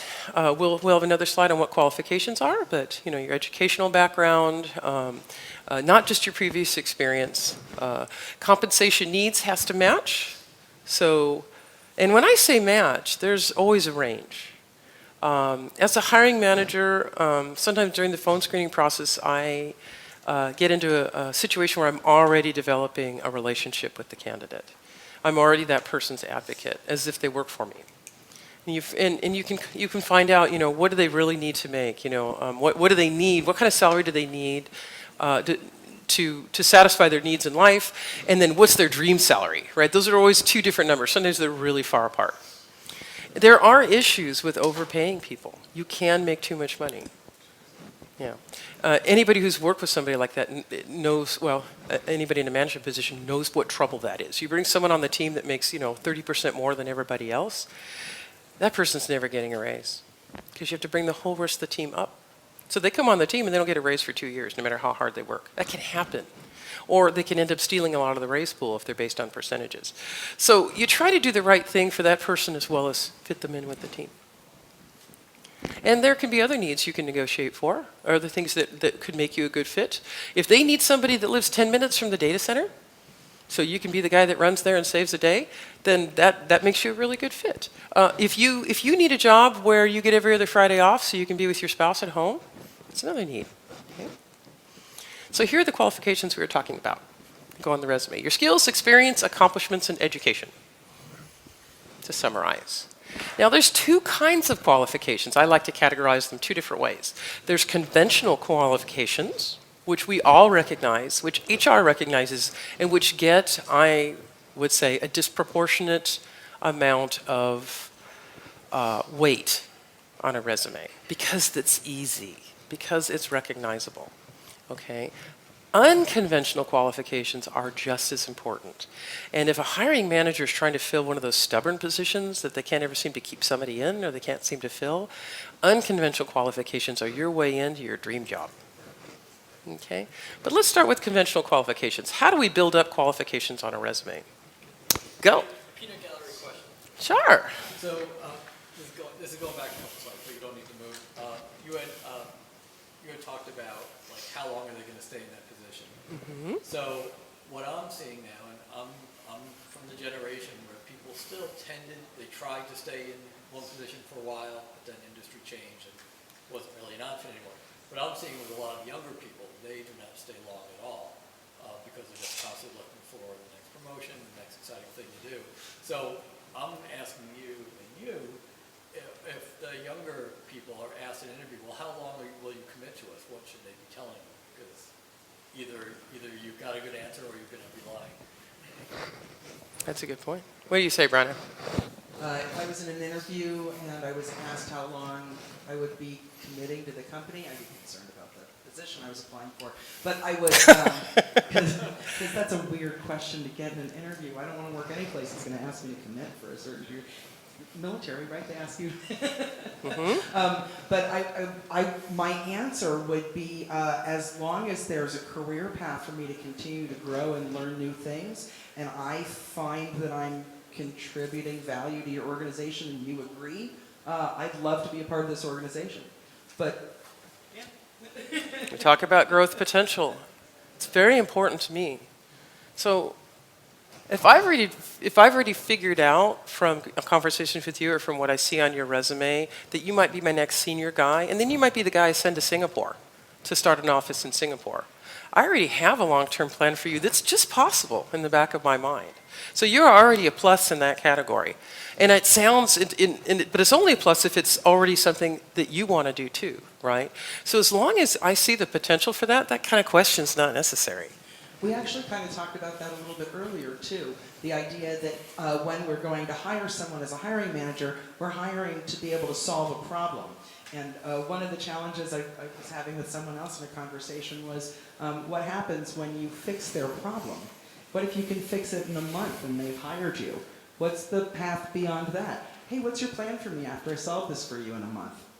Where do you see me in 6 months or a year? Do you have a longer term idea for me? Because I know I'm good enough to be able to get this done, but well, okay. What's your vision? So give John the microphone. Ask me the question, John. He's the asshole guy going to ask me the question. Ask me the question, John. So, okay, well, okay. So, if we make the decision to go forward with you, how long do you plan on staying? Well, we talked a little bit about my career path. Where do you see me in 12 months?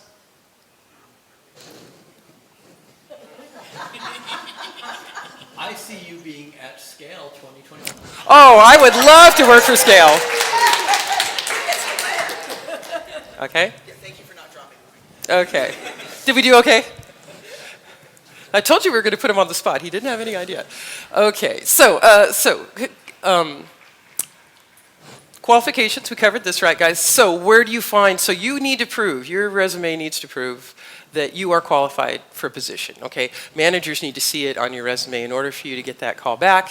Conventional qualifications, here's where they come from, or at least the places I find them most of the time.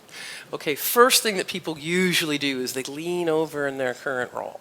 Okay, let's say you've always wanted to be a team lead, okay? And right now you're in a senior engineering role. What would be something you would do? You would mentor people, right? You would take on projects so large that junior people have to work for you, and they have to do, maybe you'll write the code and they'll do all of the testing. Okay, and maybe some of the debugging work. Maybe they'll take care of the documentation, right? So you're demonstrating in the current role you're in that you're ready for the next role, okay? Casual consulting on 1099 is another way on your resume, conventionally, to build up, you can go do the work.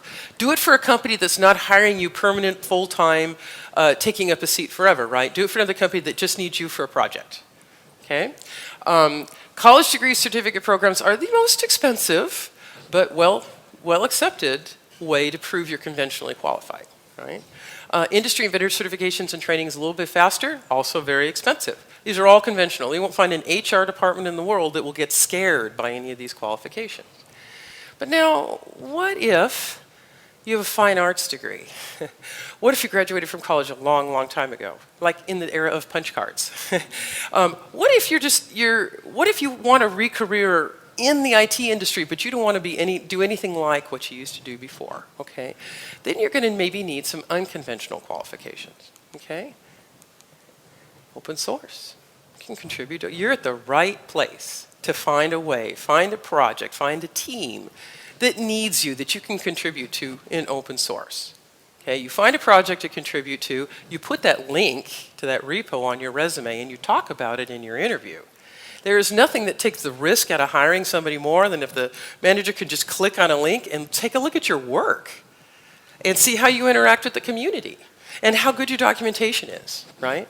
Volunteer work, all right? So you can come work for SCaLE. You want to learn about network engineering? Go join the NOC. Run cables.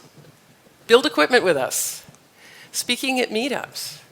Okay? You can go to meetup.com and do the few search words. You'll find way more meetups probably than you could possibly attend with birds of a feather. Okay? Online skill builder sites. Okay? We've all seen them. Some of them are free. We had a talk today, earlier today, on free resources for developing a career in open source. And competitions. Depending upon what kind of position you want, a lot of competitions are available right out there in the hallway all weekend. 3 days of CTFs. Every person in that room should be adding something to their resume if this is on the mark for them. Okay, and all these things are great for me as an engineering manager to see on a resume. What about an HR department? Do you think they're going to understand what all those are? So you might have a challenge. So if you're writing a resume and you have a lot of unconventional qualifications, you're extremely qualified, but you're not getting calls back. What do you think we need to do? We tailor the resume more. Explain the qualifications. Explain it in such a way that the HR departments that you're trying to break through or the recruiters you're working with will understand what it means, as if it were conventional.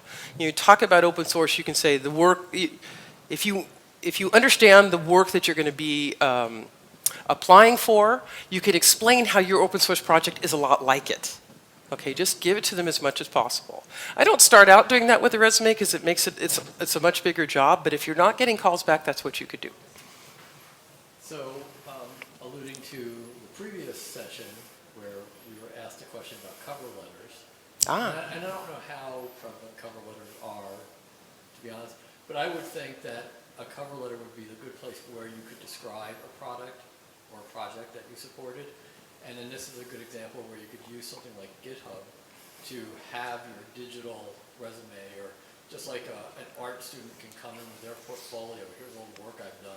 You could have your equivalent of a portfolio. You don't need to bring your laptop in, but you could tell them, here's a link that shows you the type of things I've worked on. What do you think? She likes it? Okay, that's another one, the cover letter question. Do we want to go there? The cover letter question is, do you want to say something? Or, okay. So the cover letter question is another yes. Do I need, is it better to have a cover letter, not better to have? All the answers are yes, okay? Because there are so many different schools of thought on it. I'll give you a little more perspective on it. And I'm going to completely disagree with John, because I think he's completely wrong. Okay? So here's my completely contrasting opinion. If you put it in the cover letter, you made a mistake in your resume. Because what's your resume supposed to do? It's supposed to be customized for that targeted position. You're wasting everybody's time if you write one generic resume and blitz the industry with the same version, especially if it's not generating any calls. Has anybody ever sent out a lot of resumes at one time? It's efficient to do that, right? How many did you send out? Like 100 in a day once. Wow. How many calls did you get back? Less, like 5 or 10. 5%, 10%. So what did he just do? He blitzed the industry, all of his best leads, with a version of his resume that's only 5% effective. What if he only sent out 5 resumes, and each one was targeted to the role that he was sending it to? Where he did research on the company, he did research on the people, he did research on the team, he did research on the technology, and he looked deep in his background and his master resume and found things that matched. I think that he would probably have a complementary ratio where he'd have a 95% chance of getting calls back. And he doesn't need the other 95 calls anyway. So. Also, it occurs to me that, there's a time commitment to doing that research up front.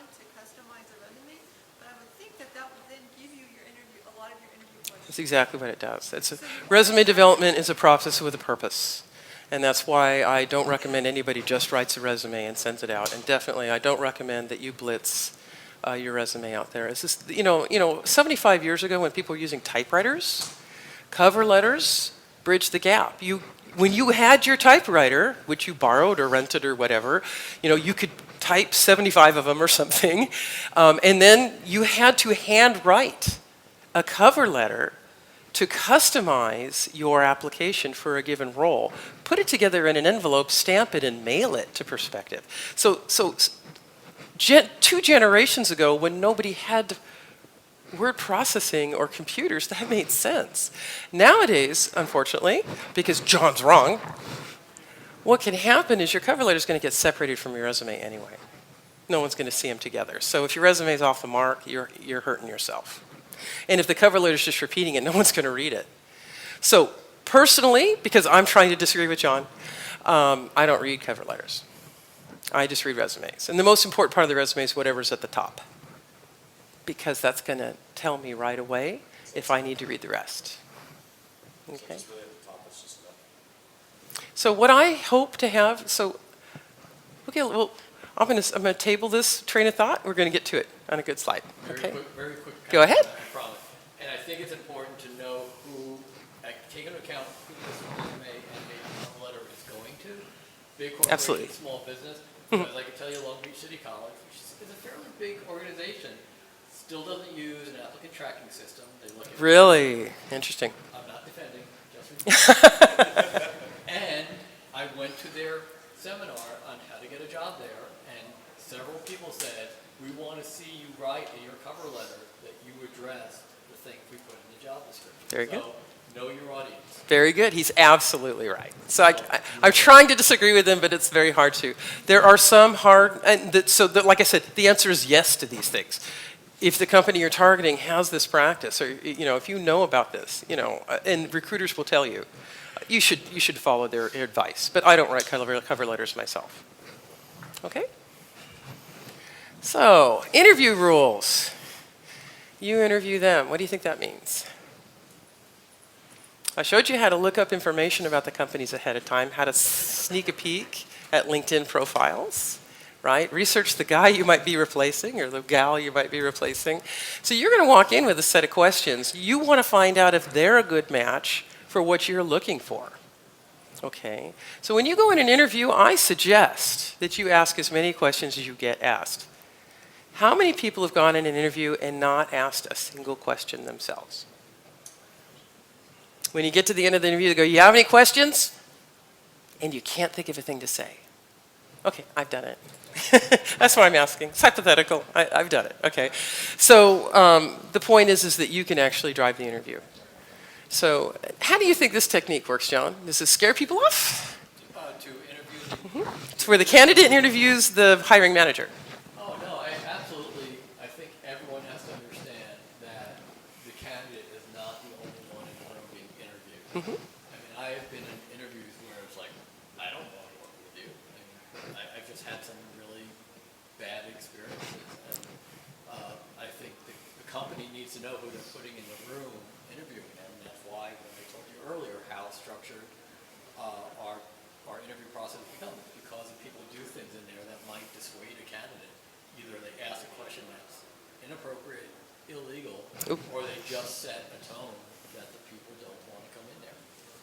So how many people like it when their companies send them to training? Just not everybody? Okay. Free training a company going to give you? Goes on your resume, you don't have to pay for it? Get paid to not work? Okay. Most people, most engineers, love free training. Okay? Of those of you who've done that, at your last job, when you sat in the interview, did you ask them, what's your budget for training this year? Did you ask them, how many people got certifications on your team last year? When was the last time, if you're interviewing for a network team, when was the last time somebody got a Juniper certification or a CCNA? You can ask those questions. They're the boss. They're sitting in front of you. Be interesting to know what their answers are. It's not a mystery. Don't leave it to something you figure out 6 months down the road. There isn't a reason to do that. You're finding out if you're a long-term match for them. Okay? Other interview rules. They don't need to know the full story. You need to practice until you have boiled your answers to common questions down very comfortably to being able to say things in about 30 seconds. It's just a rule of thumb. We get nervous and we ramble. And we can't stop ourselves. So if you've practiced, it'll just, when you're developing your resume, you write little blurbs. If you practice a few times, you'd be amazed how much more relaxed you are in the interview. Also, another thing is, if you've been, and this question came up earlier, what if you've been laid off? What if you've had a bad experience in your previous job? And those questions are going to come up. Don't avoid them. Practice the answers. Practice your answer until it comes out neutral. Okay? Here's me nervous. Okay, I got laid off from my previous job because let's say my technology was really old and I was overpaid. Okay, so I got laid off from that previous job, and they asked me, "Why'd you leave your previous company?" Hey, Lori, why'd you leave your previous job? My boss hated me. Oh. I couldn't keep up. All the work they gave me was stuff I didn't want to do. Okay. Oh, it's very nice to meet you. Good luck in your next job interview. So, and you know, it sounds really bad. Believe me, I have sat in interviews where people actually blew it that badly, who were probably qualified for the role. I don't know about a good fit, but probably qualified for the role. Because when you're nervous, things come out that are honest, but that's not appropriate. You need to be presenting your best self. So when you've had a negative environment, practice until you have a neutral response. So I would actually say, because we talked about this in the talk that we did earlier today, one of the things that I try to help people with is that when you're leaving a position or when you've left a position, try to work through all the anger and hatred that came out of that last boss and job. Because if you bring that with you into the next interview and the next job, you're doing yourself and your new opportunity a disservice. Leave all that stuff there, work through it, process it. Don't bring it in the interview. yeah. So, oh, go ahead. So let's say, let's say leave a job for stress, but you generally appreciate good kinds of stress, a lot of opportunity that is kind of in the field that you're looking for. I guess, what would your kind of response? What did you like about that? This is a hypothetical job. We're not going to pinpoint any of his previous employers. What did you like about that job? So, Name one thing. whenever I was actually writing code, it was perfectly enjoyable. Oh, that was the most challenging coding I've ever had. I just want to do more of it. Yeah. There you go. Yeah. There's your neutral answer. Yeah. Okay. You find the happy path, right? Yeah. Find the thing that you enjoyed that actually drove you to seek a job just like it, but working in another company for another boss with a different direction, right? Okay. What is the great thing that you're looking forward to being able to do in the new place that you really enjoyed in the last place? Okay. And this slide is actually the heart. Okay. This is time to ask your tough questions. This is the heart of mistakes people make during interviews. Okay. We got one right here, Lori. Oh, go ahead. Okay, so you're in an interview, and the interviewer asks you a question about something you've never done before, but you gave an honest answer, and you say, I don't, to be honest, I really never did that, but they said that counted against you. How do you deal with it? So that's one of those yes answers. There are some people that just they're looking for reasons to eliminate you, and they'll keep. And so I'll tell you, as a technical manager, a technical interviewer, I'm going to keep answering questions until you say I don't know. You are not going to walk out of an interview with me thinking you're the smartest guy in the world, because if I can't ask you questions, if I can't find the end of your technical limit, I'm going to call in my senior guy, and he's going to start asking questions, or she's going to start asking questions, until we finally get to the point where you're saying, I've never done that before. I have no idea. I'd have to Google that. Where's Stack Overflow when you need it? Okay, that's our job, is to find out where the edges are, how far your experience and your knowledge goes right now. So that's a benign explanation. There is not a benign, there's an asshole explanation, and that is I like to feel smart. And I'm going to ask questions in a way that make you feel dumb. And there are people that do this. I have worked with people like this. The answer I was going to say is that this isn't a place you want to work, right? You want to find a place that's going to go, well, how do you handle something when you've never done it before? I would want to know how you get started when you don't know a thing. Well, I used to say in interviews, I still say it now, if you give me an hour in a browser, I can figure out anything I've never done before. I'm a smart girl. I can do this, right? Yeah. Yeah. So the answer is that when you don't know something, you say you don't know, and here's what I'm going to do. Because they just want to know how you work. And if they want to know, they either want to know what the extent of your current knowledge is, or they want to know how you work when you don't know something, whether you get flabbergasted, where you get upset if you're in unfamiliar territory. And then there are less benign reasons to be doing that. Real quick, and also since we spoke previously, and I know you were in the Army, right? I mean, the military is based on giving you situations you've never encountered before to figure it out, right? So I would have confidence in whatever they ask you. I've never done it, but I can, because that was probably every day in the Army for you. Well, here's a new experience. Okay, so to keep going further through the meat of this, I'd like you to practice until you avoid apologies. If you have issues, RaiseMe works a lot with people that are re-careering, people that are moving from one career path and making a turn to another, or in some cases they're what I call restarts, people who had successful careers and then they stopped for whatever reason, to go back to school, to live outside the country, to write a book, or to raise children. And they've been out of the technology field for a long time, long enough that things changed when they were gone. Okay, these are very special circumstances. And what happens with people like this is they walk into interviews, and I only learned this by working on RaiseMe here, they walk into interviews apologizing. So, and this really, this will definitely hurt your chances to prove that you're a good fit for a role. Okay, if you have something that you feel is a weakness, you need to do two things. You need to build up your conventional or unconventional qualifications until you find another way to prove you're qualified, besides what they're looking. So if they say they want a 4-year college degree and you don't have one, what can you offer instead? Experience. Targeted experience that sounds like something that will resonate with them, right? They don't want to know that you worked at a hair parlor for 6 years, right? So you put that on your resume. You make sure you answer that job posting item by saying, I have so many years of experience doing customer support in a dynamic environment, okay? Something like that, right? So you practice until you build up your qualifications, and then you practice talking about your qualifications until the pride comes out. Okay. I don't have that bachelor's degree, but I've done all these things, and I'm a senior on my team. And there's 3 people working for me that have college degrees, and we all, we're all peers. We're doing fine.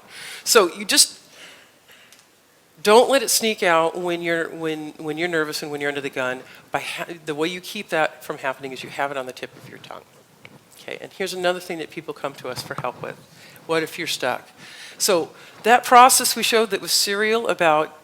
You start with the resumes, and then you get the call back, and then you get the interview, and then you negotiate, and then you get an offer. There are people that get all the way through that, and they either never get a call back about negotiating, or they never get the offer, over and over again. So anybody here that's been through that? Okay, I know how to. We know what questions to talk about how to unstick it. Okay, and I'll give you one example that would resonate with someone my age. So when you have white hair and you go into a job interview, there is one subject you should not be talking about. Don't talk about your boat. Don't talk about your Tahitian vacation. Don't talk about how much you miss the sand and the surf. Don't make it sound like you are 10 seconds away from retirement, okay? Because you're pressing on people's biases, okay? That's if you have gray hair. What if you're a mom? You're a restart. You've been out of the workforce for a couple of years, sitting in the job interview. You're not obliged to answer questions about your children, but it's on your mind. You're going back to work for the first time. What are you not going to talk about? How much you miss your kids? Don't show them pictures of the kids. Oh, and I dropped her off at daycare this morning and she was crying. I mean, when people get nervous, these things come up. Okay? Don't press on their biases. Of course, the bias there with any new parent is they're afraid you're going to quit, or you're going to have another baby right away, or your focus won't be on the job, right? Talk about those things after you're hired. You'd be best friends. Take them out on your boat fishing every weekend if you want. Not in the interview process. In the interview process, you're going to avoid the biases. You're going to stay neutral and put your best self forward. True story that somebody opened up the interview by sharing that their cat had died that morning. And I'm a big animal lover. Okay. Not the time to talk about it. Okay. All right. I haven't heard that one before, John. So, yes, and in the interview, to distinguish the difference between interviewing and negotiating, in the interview you're getting information. You're asking questions, taking notes, verifying the things that you've read about the company that are important to you. Okay, trying to find out, am I going to get that training? Are they going to send me to SCaLE? Can I do my volunteer work? Can I keep my intellectual property? All the things that matter, you're going to be asking about, okay? What you care about as far as salary, which and other sensitive subjects, is it in the right range? Okay, if you want to be able to telecommute, about, one day every week or one day every 2 weeks, then keep that in mind. Is it going to be every other Thursday from 3 to midnight? No, that's a little bit too detailed. Keep it to what your general needs are, and so you'll have a salary range in mind and they will. It doesn't need to be any more specific than that, okay? So here are some of the things in my hiring manager talk that I tell them to discuss with potential candidates to garner the information to find out what the potential candidates have to offer. Just reminders. If you have a team that's under a lot of pressure, like an operations team that's handling outages all the time, this is very important. Is this person the kind of person that gets really flustered? I've actually been in interviews where we made candidates cry because we started asking questions. Well, we had this outage event. I used to work for a really big internet service provider, outage event. We would present to them, here's the situations we've had. There have been outages. Every technical support call costs us $7, tens of thousands of dollars of profit being flushed here and there. It just, when you present them with these situations, they pick up on the anxiety, and then you see that this is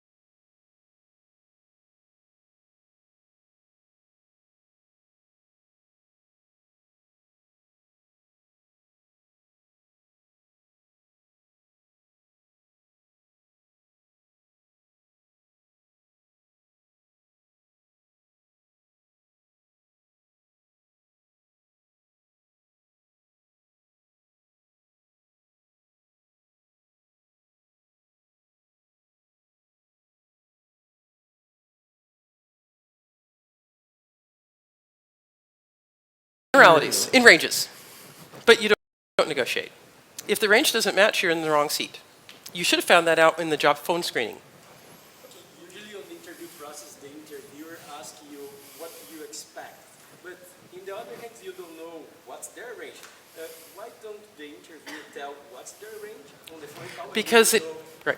I'll answer the question.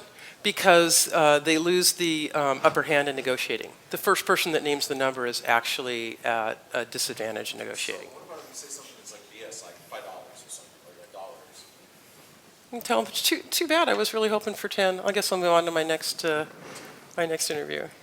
I don't know. I would make a joke out of it. I wouldn't.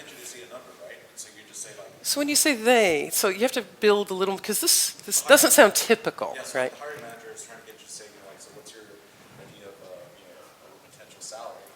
And, they're not willing to disclose, what they're willing to pay. So you say something like $1, $5 or something, So I'm sure that it's possible. That's not a good practice. That's not the way I teach hiring managers to do interviews. The interview is really not the place to negotiate. You should be determining if there's a match. Okay, and it can happen, I'm sure, because I've seen just about everything terrible happening in interviews that can happen, and I work with those managers. But in a good world, it won't, which is why I say maybe your best option is just to play it off as a joke and get serious about other things. Ask them questions. Fill the space with things that are of concern to you. And if they ask you for a specific number, you say, well, I'm interested between 70 and 95, but it really depends on everything else. Am I going to get to telecommute? Okay. Are you going to pay for my education? Okay. So make it clear that your career decision is not just a number. There are several things. We show that whole list of things that are just as important as salary for your long-term happiness. If all you have is one number, in 12 months when everybody else has a raise, how's that number going to look? Well, you fought hard and you got this massive number, and then now everybody else on the team is going to have to catch up, right? It just creates issues further on. It can't only be about a salary. Okay? So I didn't answer your question, but okay. Managers, illegal interview. Okay, so no managers. We got one manager in the room. So there you go. Don't ask these questions. As of last year, it got even harder in California to behave yourself. You don't need any of this information to determine if a candidate is qualified, and you have no business asking this information to determine how much you want to offer. Including previous salary. Including previous salary, right? That's new, relatively new. And then also if you're hiring for European countries, they're even stricter. Okay. Recruiting, okay, so there's no managers in the room, so we got a whole bunch that we can skip. Okay, so talking about recruiting, all these considerations for diverse teams, and negotiations. Okay, now also it didn't sound like we had a lot of people in a negotiating situation, but I want to leave you with some skills or with some understanding of what happens. So I'll go through it a little bit quick. How are we doing on time? It is 4:30. It is 4:30. It is Are we 4:30. done at 4:30? Okay. We may be done at 4:30. Okay. Although there's some people who look like they might want some information, so we can Yeah. run along. Okay, so we got really good questions on interviewing, and that's what we really needed to do. But we could see. Okay, so never lose situational awareness. Make sure you're finished the interview process. Follow up with phone calls. Even send them an updated resume if you need to. And don't start negotiating until you really know how badly you want the job. And until they know how good of a match you are. Okay? Salary isn't everything. This is a repeat of what we said before. All these things are important to whether you're a good long-term match for a company. Equally important to me. Now, if you're trying to fix a problem, that's different. If you've had to commute, if you live out in the sticks and you've had to commute a long, long way and you say, I'm willing to give it all up for a telecommute job, then you can make that your priority. For years and years and years, the first 12 years I worked in the aerospace industry, and my salary was kept very low because I didn't have a college degree, and it was a time when our raises were very tiny. And I reached a point where I was very tired of apologizing for my salary, and I left for the highest bidder. So I needed to fix a problem, and that gave it priority over other things. Okay? But I let that situation happen. Now I understand. You've got to caretake your career. You've got to work that job with your manager when you're there, and not wait for it to get out of hand. Okay? And this is a sample of a career progression where somebody started out as a senior system administrator, and he wanted to become a principal engineer. So he left for a smaller company that would appreciate his skills, got that title, and then he left again to become a director of operations, and then director of DevOps, senior director. So we can see this progression of his career. Now, what does everybody think is going to be up here? Do we think he's a loser? That he can't get a promotion in place, CTO. CTO, right? So he found something in each position to offer his next employer that was special enough they were willing to bump him up a little bit. Now, is this person thinking about salary? What's this person emphasizing in his career progression with each job? Responsibility, title. He went from large operation to small operation to large operation, to larger operation, right? And so what this person is doing is he's moving up a ladder. You can see this person is emphasizing his roles, okay? And this is a real person used with his permission. This is LinkedIn profile, okay? And if you're in the same spot where you want to be CTO someday, look at the progressions that CTOs have had, okay? We've seen this. This is not a separate clinic, but the better the fit you are, the closer you'll get offered the top of the salary range. Makes perfect sense, right? If they're looking for a guy that has done exactly the thing you did at a competitor at their last job, they should offer you top dollar because you're going to come up to speed faster, you're less of a risk, you're going to bring solutions in with you. So you're worth more money, right? Makes sense. Okay? And we've talked about reborns and restarts. There are a lot of advantages to managers to hire people that are recurring from other industries. That can be you. You just need to put the information on your resume. And we don't have anybody, we only had one person with an offer on the table, so total compensation packages, we won't spend time on that. But that's all available, RaiseMe content. So you can catch me at another conference, at a specific clinic, or in one-on-ones. Okay, and contracts, and here's the things we can negotiate, things like that.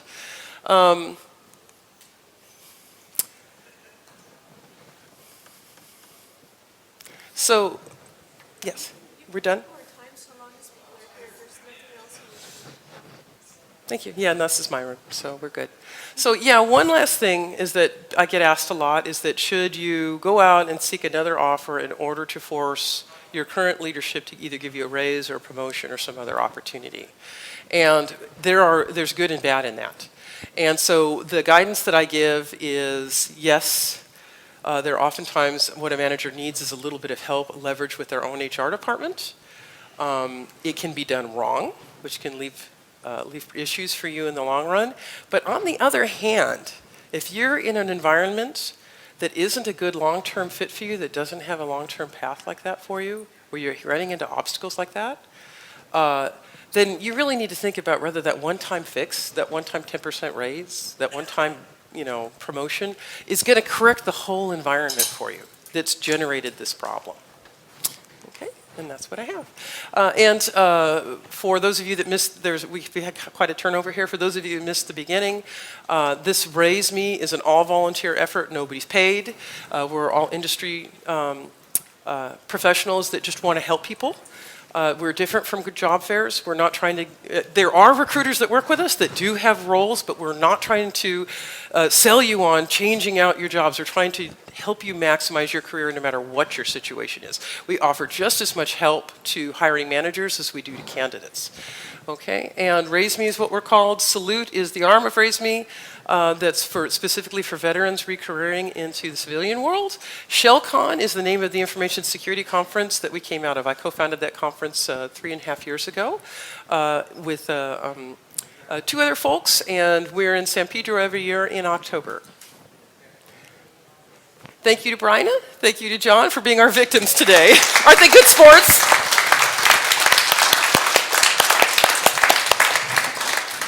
And we'll stay for a little more if anybody has specific things you want to talk about. Thanks, Lori.